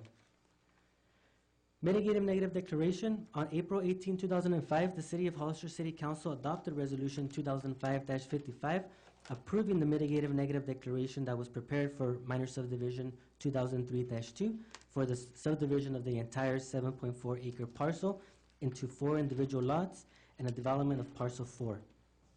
The potentially significant effects identified in the adopted mitigative negative declaration have been reduced to a less than significant level with mitigation measures incorporated. These mitigation measures are incorporated into the conditions of approval in the attached resolution to the staff report. Staff is recommending that the Commission use the approved mitigative negative declaration for the proposed project because the new application, Site and Architectural Review 2013-8 before you, will not result in a new significant environmental impact that was not previously evaluated in the adopted document, and there are no substantial changes or new information in the project area that would require revisions to the document. There were concerns about traffic impacts to the Tres Pinos Road intersections with Cushman and Rancho Drive when the originally approved minor subdivision 2003-2 was considered by the Planning Commission. There was concern about traffic impacts from future build-out of the vacant parcel 4. And so in earlier references, parcel 4 is this parcel, the minor subdivision application. There's the 4 parcels by the same owner. There's Gold's Gym, a Java Express Coffee House is another parcel. It's kind of the other extension of Gold's Gym building here, and parcel 4 is the residential parcel. And so parcel 4, like I explained, that's the proposed location of the 50 multifamily units. Previous entitlements for this property required the applicants to enter into an agreement to pay for a prorated share of the cost for a traffic signal at the designated intersection if the city determined that the signal was warranted, enter into deferred improvement agreement for sidewalk, curb, and gutter improvements on Cushman and Tres Pinos Road, Cushman and Nash, and prohibited development on the vacant parcel 4 until the 25 bypass project was completed. On October 18, 2012, the applicant submitted an updated traffic data summary conducted by the original traffic report consultants, which is Hexagon Transportation Consultants Incorporated. Hexagon prepared a traffic analysis for the proposed lot split for the subject property in November 2004 and was provided to the city for use in the original adopted mitigated negative declaration. That traffic study was based on traffic volume data collected in June 2002. That was collected prior to the completion of the Highway 25 bypass, and identified a level of service impact of level of service C impact at Cushman Street and Nash Road intersection. The proposed mitigation measure indicated that the level of service of impact at Cushman and Nash Road intersection would be mitigated by restriping the south approach to include separate left and right turn lanes. With implementation of this improvement, intersection levels of service would be restored to an acceptable level of service C during AM and PM peak hours. The transportation analysis prepared for the bypass project projected that traffic volumes along Nash Road would decrease approximately 15%. The Highway 25 bypass was opened for traffic in 2009. To confirm this, the updated traffic count data from 2012 that was submitted by Hexagon were collected at 2 key locations to compare existing traffic volumes to those that were experienced in 2002, when the previous traffic counts were conducted. The intersection of focus for the update for the AM and PM peak hour traffic volumes were Cushman Street and Nash Road and San Benito Street and Nash Road. The results of the analysis indicate that the traffic volume levels at Cushman Street and Nash Road intersection, according to the traffic consultants, have dropped considerably, more than 15% reduction forecasted in the Highway 25 bypass. As identified in 2004 traffic study for the site with just 15% reduction in traffic volumes along Nash Road, The level of service at Cushman Street and Nash Road would improve so that the traffic from the project site could be accommodated without reducing the level of service below an acceptable level of service C. The level of service results indicate a significant improvement in the level of service at both locations. In conclusion, no new significant environmental effects or a substantial increase in the severity of previously identified significant effects with site and architectural application 2013-8 would occur with the current project proposal. That would require an addendum or a supplemental mitigated negative declaration. Regarding parking, the project would require 87.5 vehicle parking spaces. The project, and that's pursuant to section 1718.060 of the Hollister Municipal Code. The project is proposing 93 parking spaces and therefore meets and exceeds the parking requirements. With that, bicycle parking is also a part of this, a part of development standards, and our zoning code indicates that bicycle parking requires 10% of the vehicle spaces, something that during plan check that would be made sure that is met. The proposed freestanding monument would be located at the entry gate at Cushman Street. The monument sign would be designed to match the facade of the proposed structures and shall conform to the Hollister zoning ordinance, policies, and procedures. The applicant would need to include the project address on the monument sign. The current proposal indicates the name of the development reading Casa del Pinar Apartments. That's really just translated as House of Pines Apartments. There would be a proposed future vehicular and pedestrian connection to the property located centrally on the northern property line. The current uses of the properties bordering north are Gold's Gym and Drive-Thru Java Express Coffee House. The city received 2 comment letters via email from a neighboring resident named Jennifer Coyle. At this time, Abraham's going to pass out the copies of both letters. And while he's doing that, staff, we will do our best to respond to each comment that we read in the letters. So the comments are as follows. The first letter was received via email on Sunday, December 5th, 2013, and was, focused mainly on the site and architectural submittal package. And I'm just going to read some of the letter that was there, some of the quote from that letter. The site plan guidelines and requirements, the document, and this is referring to our application package that we provide for applicants. So it's available at the counter. Development Service Department provides the requirements for the development plan set. Their information, according to the letter, there are information items that were not included in the plan set available for the public review on December 13th, 2013. So instructions at the top, page 1 of the requirements. There's a quote here. Please prepare 15 sets of plans, 1 application, and other required information listed below and return to the Development Services Department office. The checklist provided is intended to aid applicants in providing the required information to determine the completeness of your application. Plans that do not provide all the necessary data from the checklist in the required order will be considered incomplete and be returned for revision. Applications will only be accepted for processing if they are complete and consistent with the following. And then the response to our a portion of our application, the letter said the plan set with drawings dated 12/9/2013 or 12/10/2013 is not organized in accordance with the requirements. Sheets 2 through 7 are building elevations, followed by 2 sheets of site and architectural plan, site planometric plan, and 2 sheets of conceptual landscape plan. And just the city's response to the comment was the planning department received the required sheets that was needed for the site and architectural review. The application, the intention of the guidelines is just to, because it's a general development application, they use the same one for administrative permit review, conditional use permit, site architectural. It goes above and beyond with the guidelines. Someone that's doing, say, a conditional use permit for a gym in an industrial area that we've taken before to the Planning Commission, they receive this application, but they don't have to have every single item on there. Usually we go talk to the applicant individually, and we let them know, this is for minor subdivisions only, this is for site and architectural only. So not every application will have every item that's listed on the guidelines. We wanted to consolidate our application as best as possible. And of course, we're always looking to make revisions.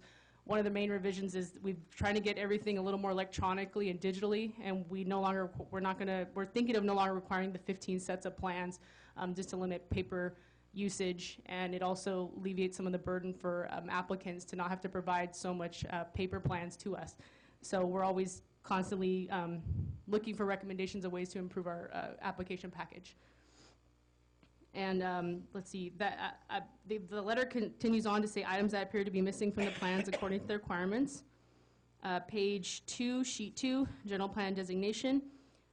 The information, the city's response is the information needed for staff was provided on the development application, so the applicant didn't put it on their plan set, but they included it in the application, signed application that was submitted with the project. The next comment is page 2, sheet 2, the percentage of landscaping on the project site, the percentage of open space and on the project site. City's response is the project would need to meet section 17.4.040 multifamily residential general development standards, requiring each unit to have a minimum of 64 square feet of private open space for decks or balcony, and 100 square feet for if you're at the general ground level in terms of a patio or fenced yard. The common open space, at least one half of the required open space shall have a minimum of centralized contiguous area of 400 square feet at the ground level that is improved for passive and active open space with a plan for encouraging community interaction, that it's not screened from public view, and there's an exception if there's an enclosed pool. So there's a pool amenity part of this project, and when it goes through plan check as well, we always double check that everything's consistent with the code, just to make sure that the numbers match. And so at this point, the city felt that with what was provided here, we could move forward with the process. And when they have to provide their calculations for the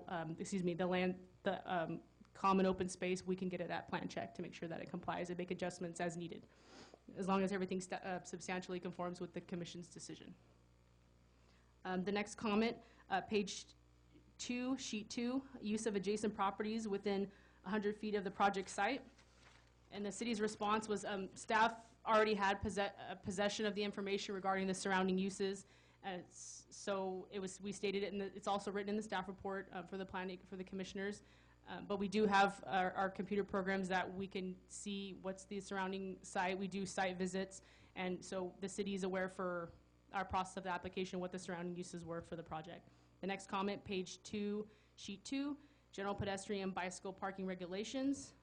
As Abraham stated earlier, so our city's response to this is per section 171860, number of parking spaces required. Multifamily housing requires 1 1/2 space per 1 to 2 bedroom units. Guest parking would require 1 space for every 4 units. The project would require 87.5 vehicle parking spaces. The project is proposing 93 parking spaces and therefore meets and exceeds the parking requirements for vehicles. The applicant would be required to provide the bicycle parking in the amount of 10% of the required vehicle spaces per section 171860, number of parking spaces required. And Abraham indicated at plan check, we'll see the locations of those bike racks. The next comment, page 2, sheet 2, circulation plan. The plan shall include the following. Shaded deciduous trees are acceptable. Pedestrian path with an American with Disabilities Act, ADA accessible paving. Surface that contracts with and can be clearly distinguished from paved areas for vehicles. The city's response is condition number 6 on page 3 of 15 of the draft resolution states all requirements of the state architect for ADA accessibility shall be met, including but not necessarily limited to parking, access ramps, and building accessibility facilities. And at the building department level, when they go through plan check, they have to meet all ADA requirements.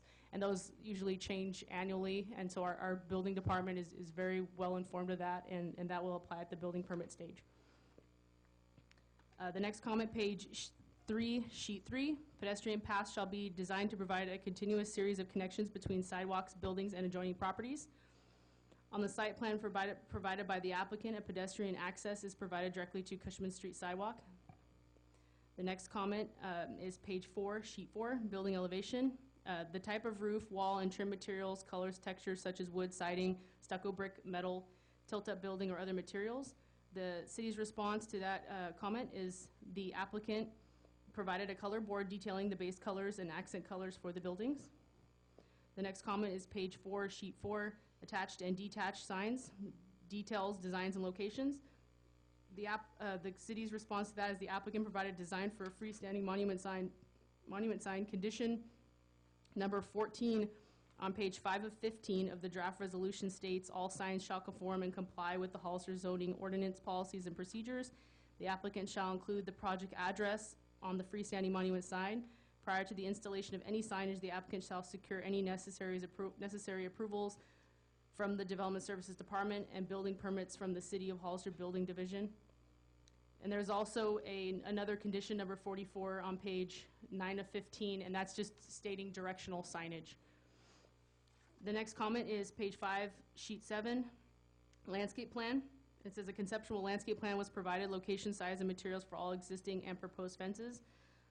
Wrought iron fencing is the proposed material. It's for this project. All proposed fencing would need to comply with section 17-1650 fencing, screening, and walls within the Hollister Municipal Code. The second letter, that was the first letter. The second letter was received on Wednesday, December 18th, 2013, and it states is via email.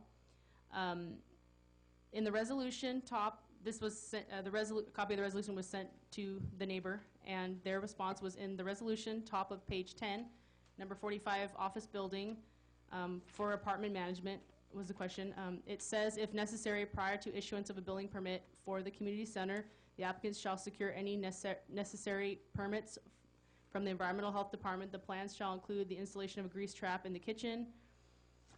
I'd love for it to be a community center with a kitchen, but my impression is that they are going to have a small office with bathrooms for the pool. The city's response is, if it's the wish of the wish of the Planning Commission, the city would like to propose a revision to condition number 45. So condition number 45 is on page 10 of 15, and the draft resolution states, it will say, office building, if necessary, prior to the issuance of the building permit for the community center, the applicant shall secure any necessary permits from the Environmental Health Department. The plans shall include the installation of a grease trap in the kitchen. The design of the grease trap shall be reviewed and approved by the Utilities Department. It has the phone number. The applicant shall provide documentation to the Utility Department every 6 months that the grease trap is being properly maintained. And so the city recommends that the term community center be replaced with office building. So we're just gonna make an interchange from community center to office building. There was a proposal for the floor plan that showed a small sink area, but if that floor plan happens to change, this was only a condition that was if necessary. So if it didn't apply, it wouldn't apply. But it would be, just to clarify, it would be an office building, rental office only, to be used when people want to rent or lease the apartments. It's similar to what would be pretty common in apartment complexes.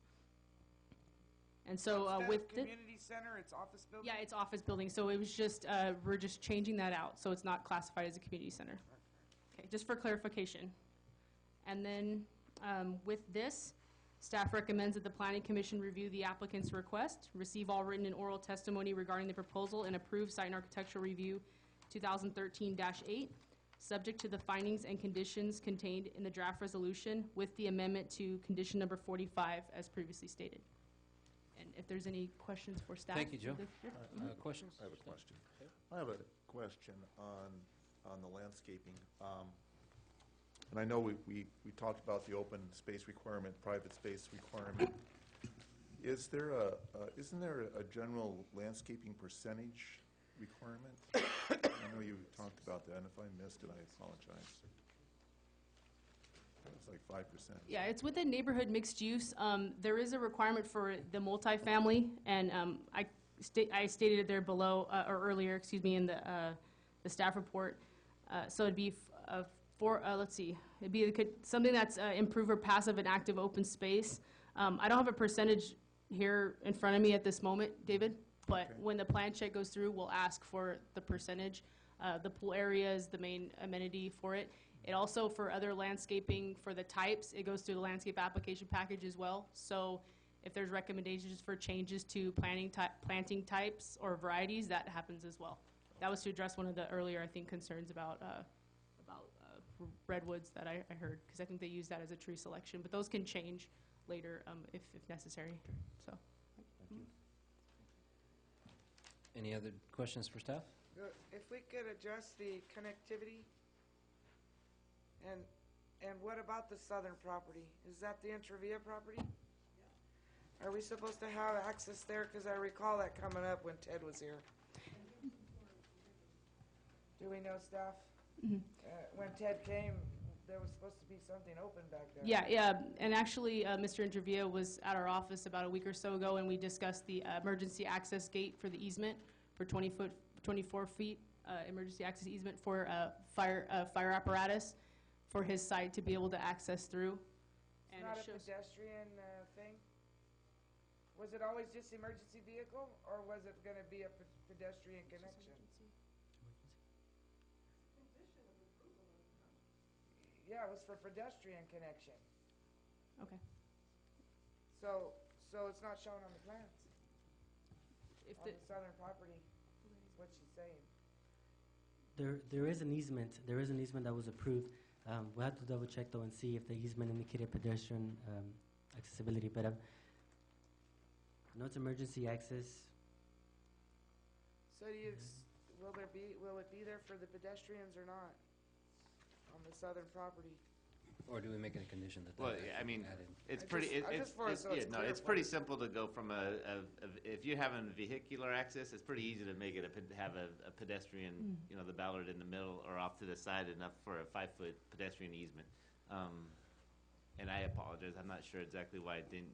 And we need to make sure it's not on the southern property line, it's not towards the southern, it's on the easterly property line, at the Right. southern end of the overall property. Okay, right. Okay. That's all I have. Oh, I was happy, I did, the one thing I wanted was a wrought iron fence. I love it. I think wrought iron fence gives you security without the graffiti thing going on. Put some nice shrubs in there. If it's gonna look anything like Hugh Bickle's development on Hillock Drive, I'll be very happy. So I hope that does have that open look, but still maintains the security for the residents there.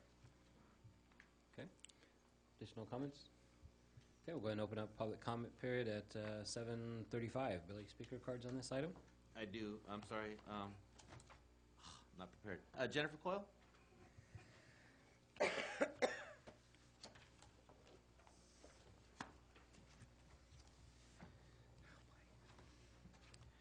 Jennifer Coyle, C-O-I-L-E, 1705 Severinsen Street. I'm a homeowner for 11 years, and Mr. Harvey, you're the only one I don't know well. So I do want to say I like housing. I especially like multifamily housing. We are desperate for housing of this type in Hollister, and I'm not opposed to this project. The height, massing, density are appropriate. However, I do have questions about the design, and I apologize for taking up your time.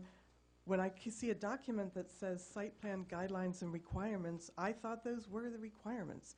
And I looked at the set of plans. I didn't know that I should also ask for a color board, also ask to look at the application, that apparently there was other information in there. But anyway, and let me just make an aside comment too. I would really prefer that my first opportunity to review and comment on a project like this in my backyard is not on cable TV and entering comments into the permanent record. If we were in a big city, the developer would contact the neighbors and say, hey, let's meet before we get to this point. But, you know, no, here we are, and the local family developer did not invite me or my neighbors to see any plans or discuss anything, although it has happened in Hollister. Ted and Ty in Trevia personally invited me to their office to look at things. So it can happen, and I am disappointed because, you know, David could have gotten to, but anyway, we could be wrapping our Christmas presents instead. So my questions about the design, because I didn't see the full application, I'm sorry, the materials and color. The other theme I've kind of heard and read in terms of the conditions of approval, the staff report, the resolution is, we keep pushing off decisions to then, they're gonna bring it back and it'll be handled administratively. Oh yeah, we're gonna have bike parking. Well, why can't we specify it on the plans tonight? You guys are experts. So, you know, various times it's, oh yeah, it's going to conform to the sign requirements. Why can't we have a sign design tonight so we could see? Maybe it's, you know, Gothic lettering in an inappropriate gang-related color or something. I don't know. But no, it's going to come to staff later. Oh, okay, good. I hadn't seen it. So yeah, so on the materials and color, first off, I'm praying that the quality of the materials, the colors and textures will be as good as our recent affordable housing projects in Hollister. We have beautiful projects, thanks to David's project with South County on 4th Street, or the senior housing over by Rancho. So I didn't see the color scheme. I hope it's as great as that. Stucco, barf beige seems to be a Hollister theme, and I'm hopeful it's not that. And also, can we demand to have the quality of design that they get in Monterey or Cupertino? Do we have to have the Hollister barf beige? Anyway, so I didn't see the color samples, but again, they're going to submit color samples later for the colors approved by the Planning Commission. It would make me feel better tonight if you told us what those colors were, so I know that you know what you're approving. Good. Otherwise, I mean, purple and oranges might be okay, but, and on the fencing, I did not know. Oh, that it is wrought iron. Okay, what color, what's the spacing? Are you not going to grow vines on top of it, or whatever? But in the Intravia project recently, there was a specific condition that there would be no double fencing and that he would replace the fencing of the neighbors. So what's going to happen in the backyards of the people on Velado? I don't see any specificity on that. The connectivity of the walkway of adjacent properties,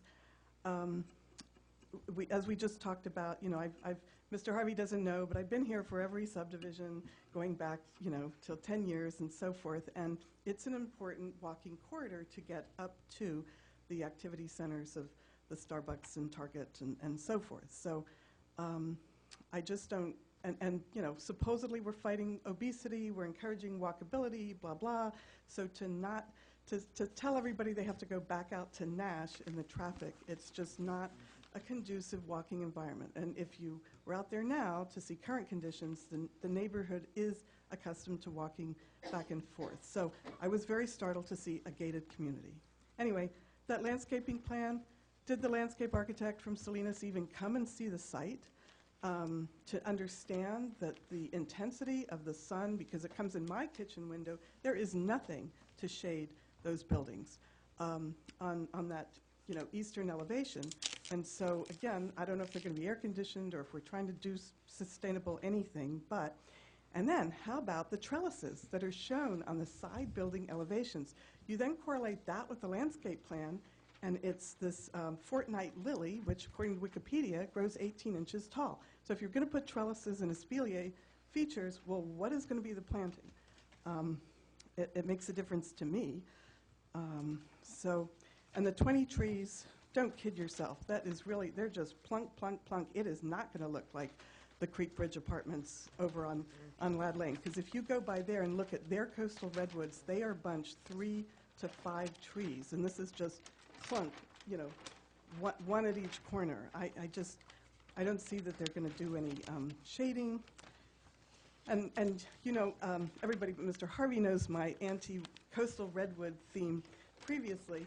I think they're great trees, but they don't normally grow here, and they just look kind of stupid, Disneyland plunked in, and I just think there are other better choices. But anyway, the lighting.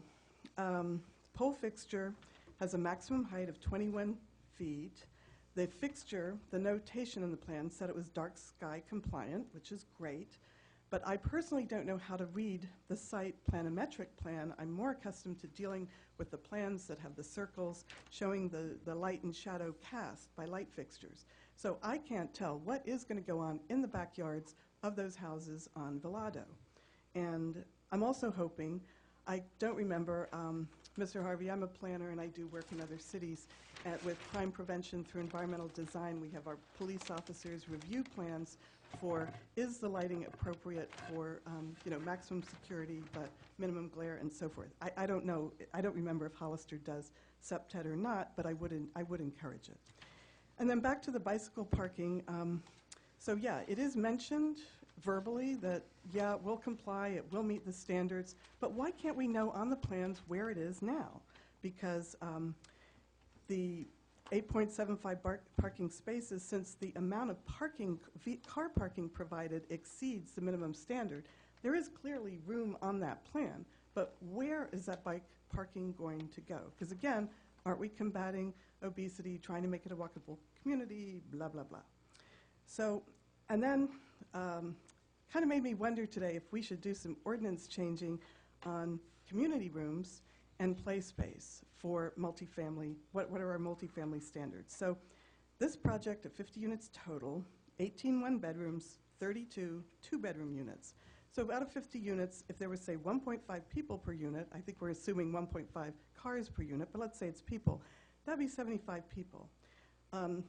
It would be nice to have a community room for birthday parties and events, because the pool only gets you so far in certain months of the year. So again, this would be, my dream would be, in the future, maybe we need to adjust our multifamily standards to provide that sort of space. And then open space that's specifically suitable for recreation, for active recreation. And I'm just projecting, out of the 75 potential residents, 20 might be children under 5 or 6. So it would be great to have a tot lot. Otherwise, picture the parents pushing the stroller over to the McDonald's or over to Lad Lane. So, But they need it for their exercise. yeah, the parents do, but anyway, so those are my questions and comments. Again, I'm just disappointed to be standing here instead of in Mr. Valle's, meeting him at Mars Hill or something with the rest of my neighbors, so we could have known what this would be like. And if you guys get electronic in your applications, great, because then you can post it. I don't have to take vacation time off of work to come and see the plans that are only available, you know, Monday through Friday, 8 to 5. And of course, many thanks, great staff. Thank you. Thank you. Any additional speaker cards, Billy? Teresa?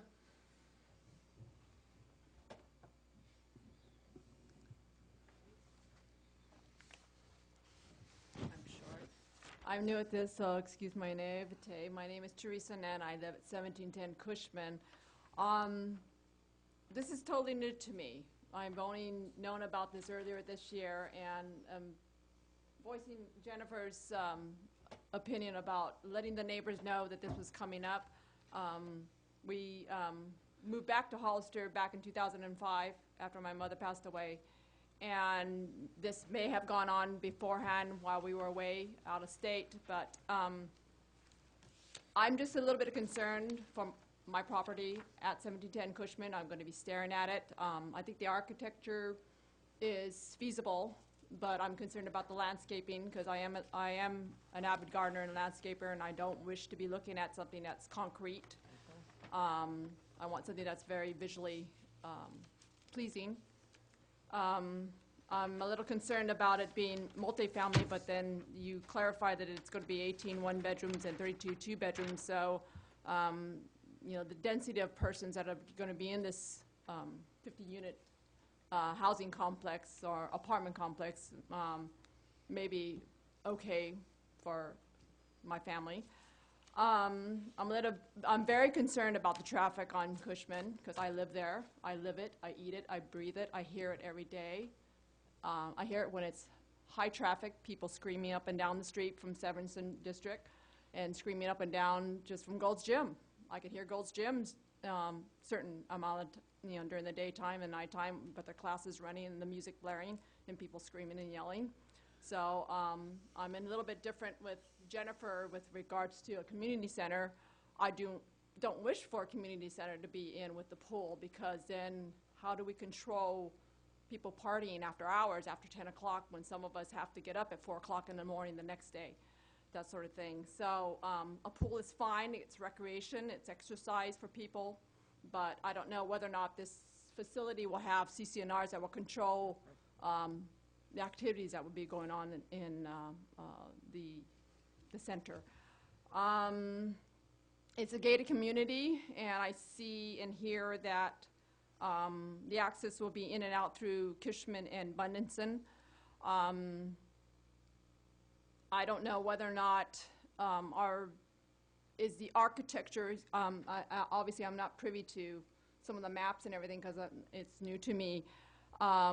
Is it like the Lad Lane unit on Hillock where you have people that have access to their residences from Cushman side, or is it all within? Educate me on this. No, the first building will be access off of Cushman. Okay. Then the rest is interior. It's all interior? Yeah, Okay. So building A, which is closer to Java Express? Just across the street from you. Okay. Okay, and that's directly across, so people will, inside the fence line, will be going to their residences, just like the hill that. This is the area that's facing Cushman, is their patio area, the interior where they park, so that way they can park at their parking space and walk directly to their door. Okay. The decorative area with the stone, the decorative area with the stone would be facing Cushman, and that has the landscape frontage as well.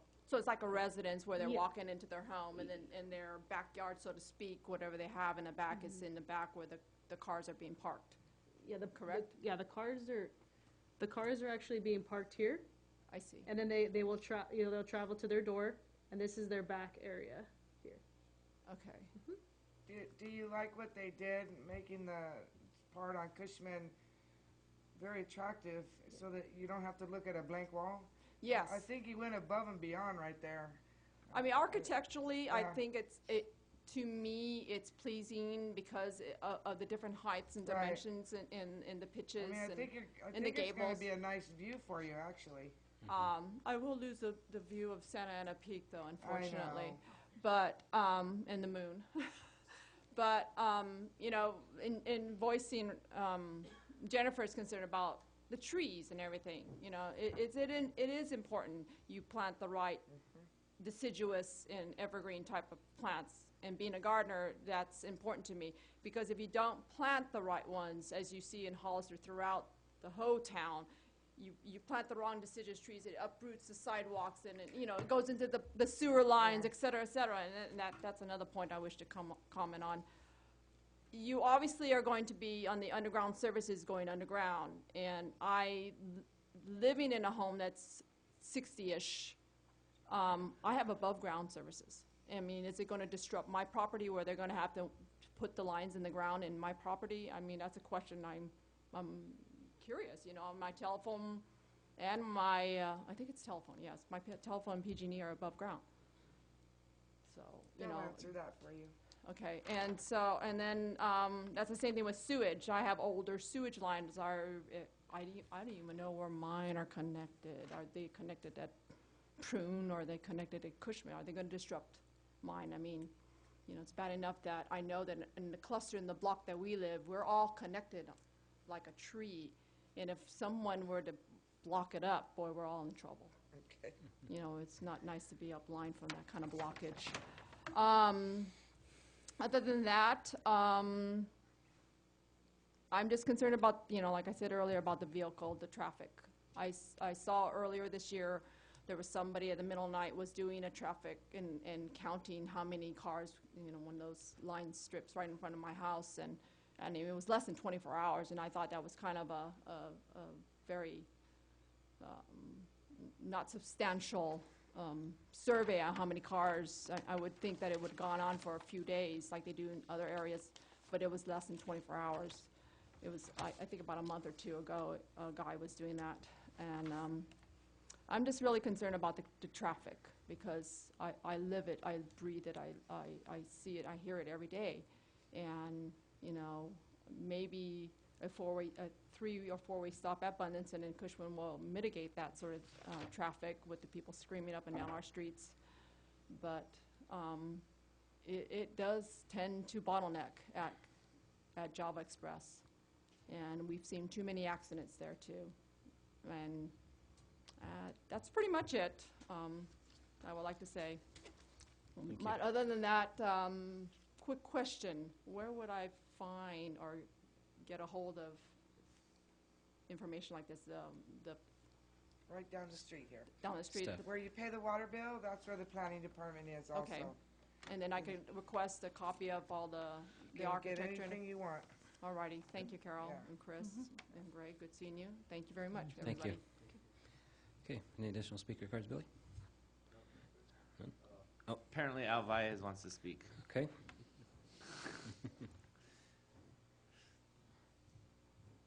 Speaker is limited to 1 minute. No problem, this won't take long. First and foremost, I want to thank everybody for the past approvals. I want to let everybody know that, or educate some of the people here, because this has been approved in the past, and the only reason it was updated is because time has lapsed, the economy, our architectural review expired. So we updated all the landscaping, we updated the lighting to conform to the ordinances that are in place today.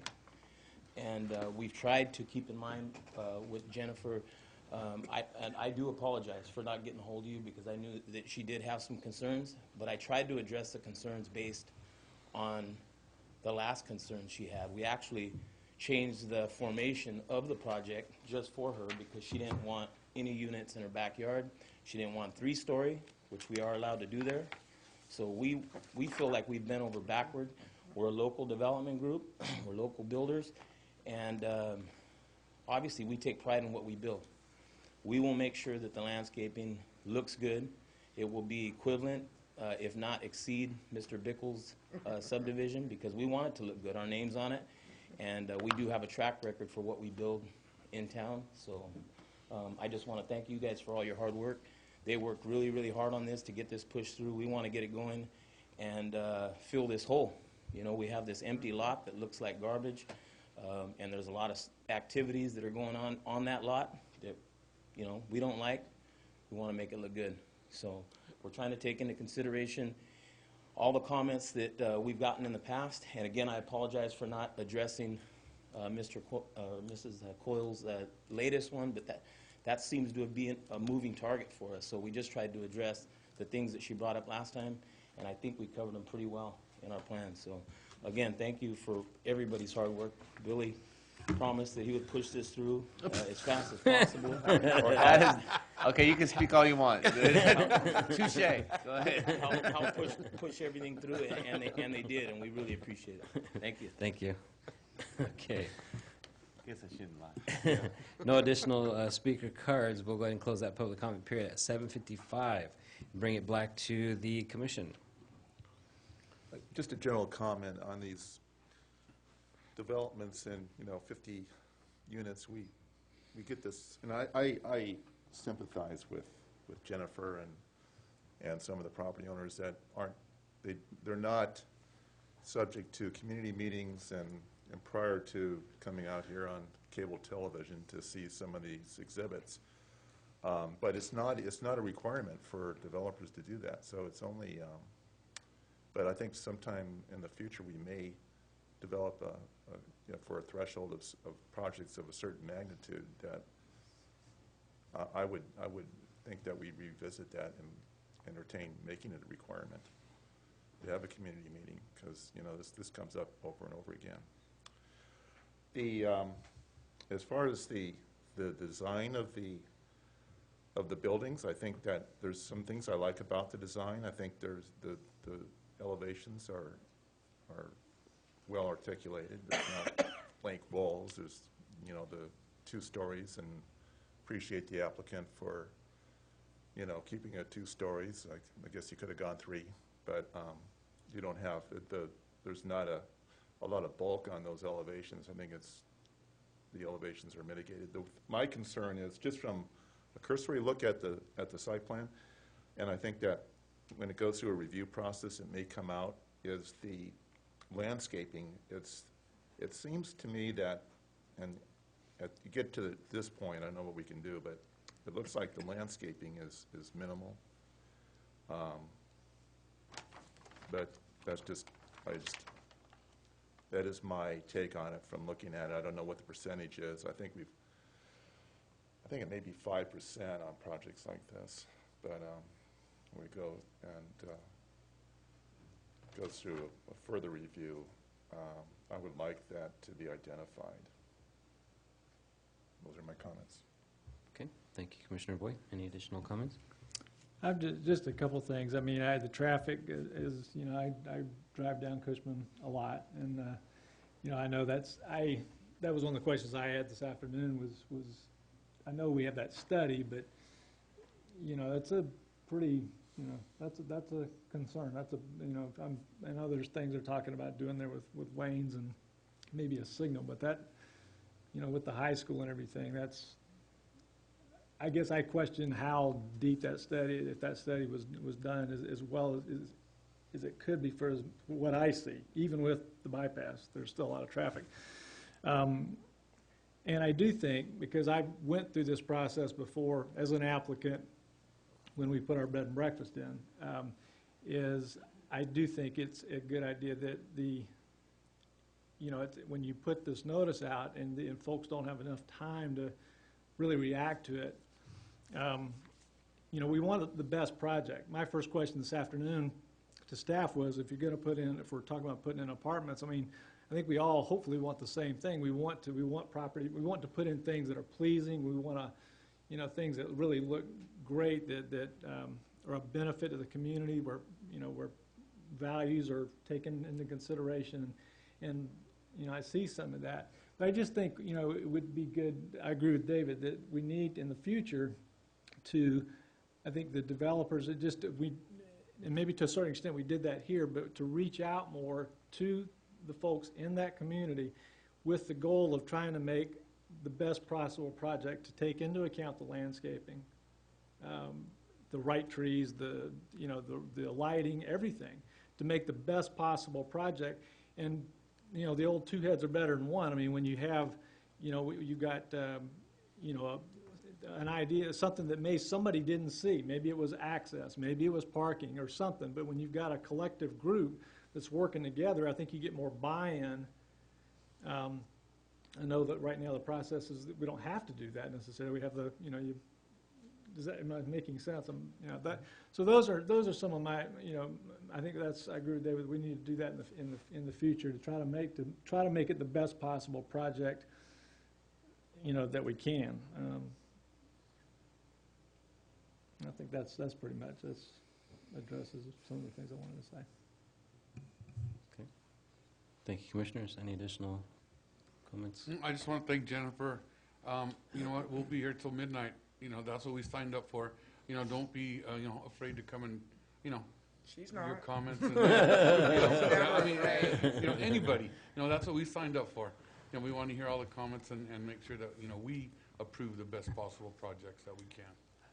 Okay, because our name are on them also, so thank you. Jennifer, I think you pointed out some good stuff. I have to say that maybe some of those things should have been on the plans. Feel comfortable that they'll be addressed. I'm not worried about that. But I could see where you're coming from on a couple of those items, so maybe we can note that.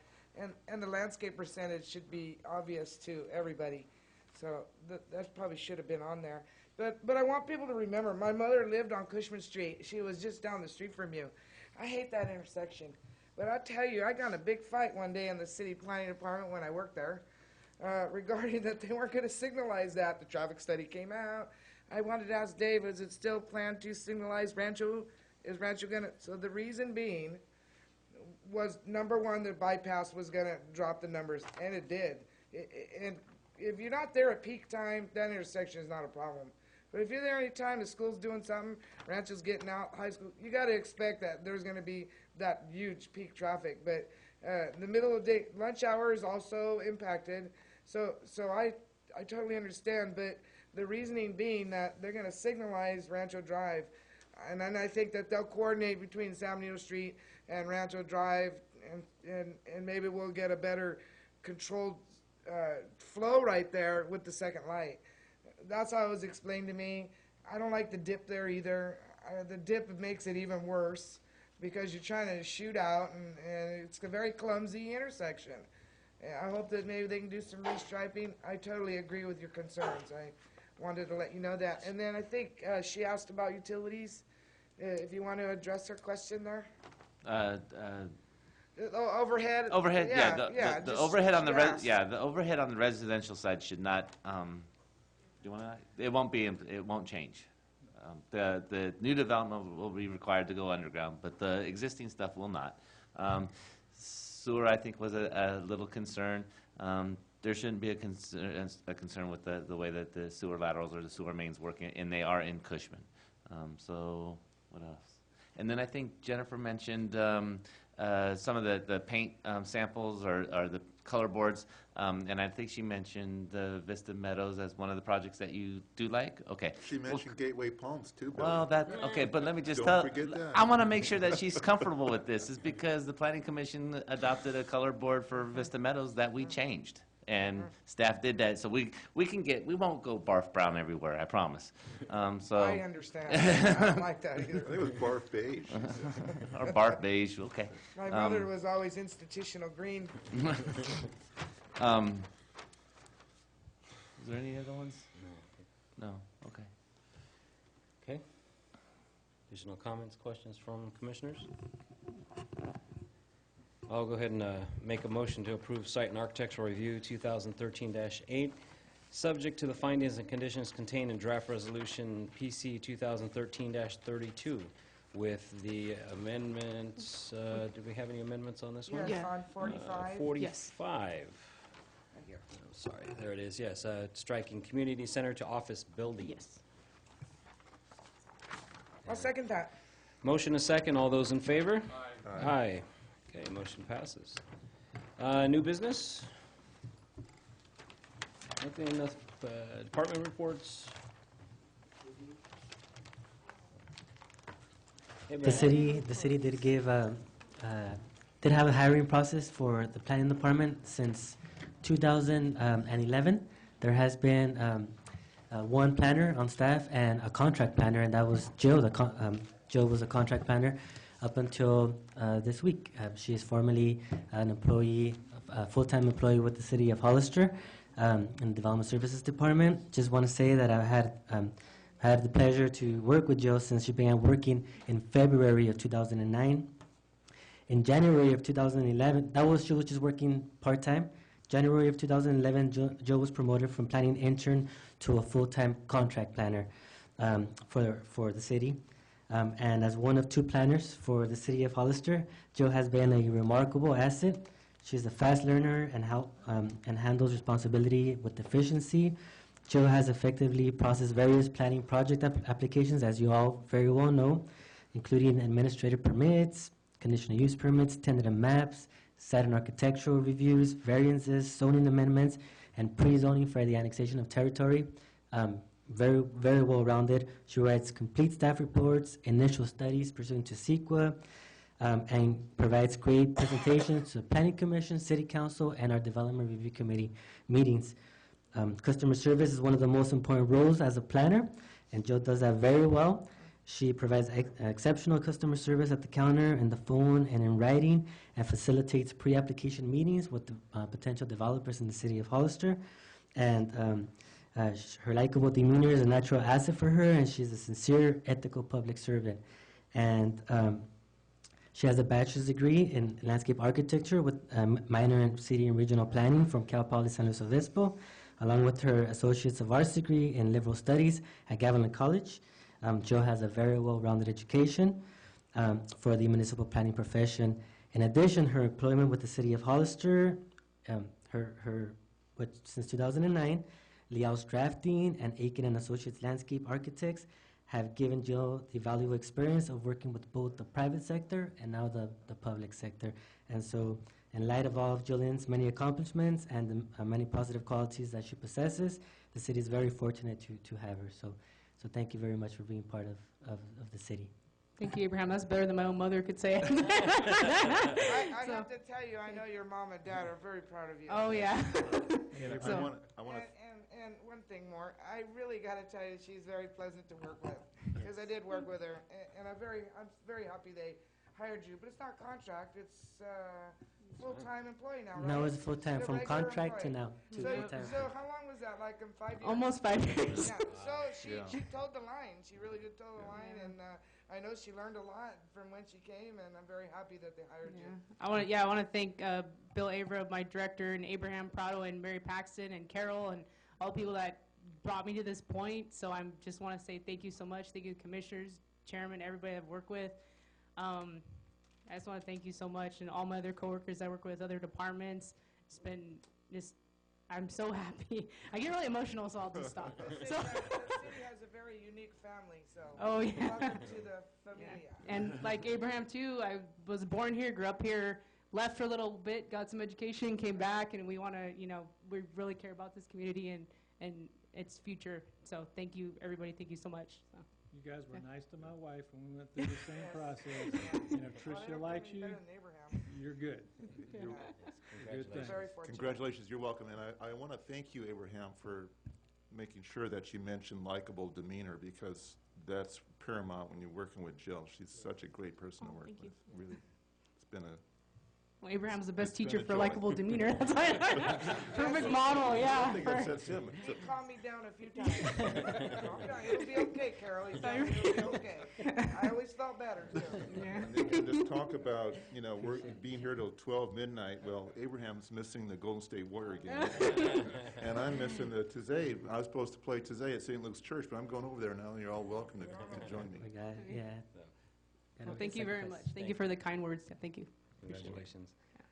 Planning Commission reports? We have any reports? Just Merry Christmas to everyone. Merry Christmas, Happy New Hollister. Happy holidays. And a safe, happy New Year. Right. Okay, I entertain a motion for adjournment. I'll move. Motion and a second. All those in favor? Aye. Aye. All right, next regular meeting of the City of Hollister Planning Commission is January 23rd, 2014.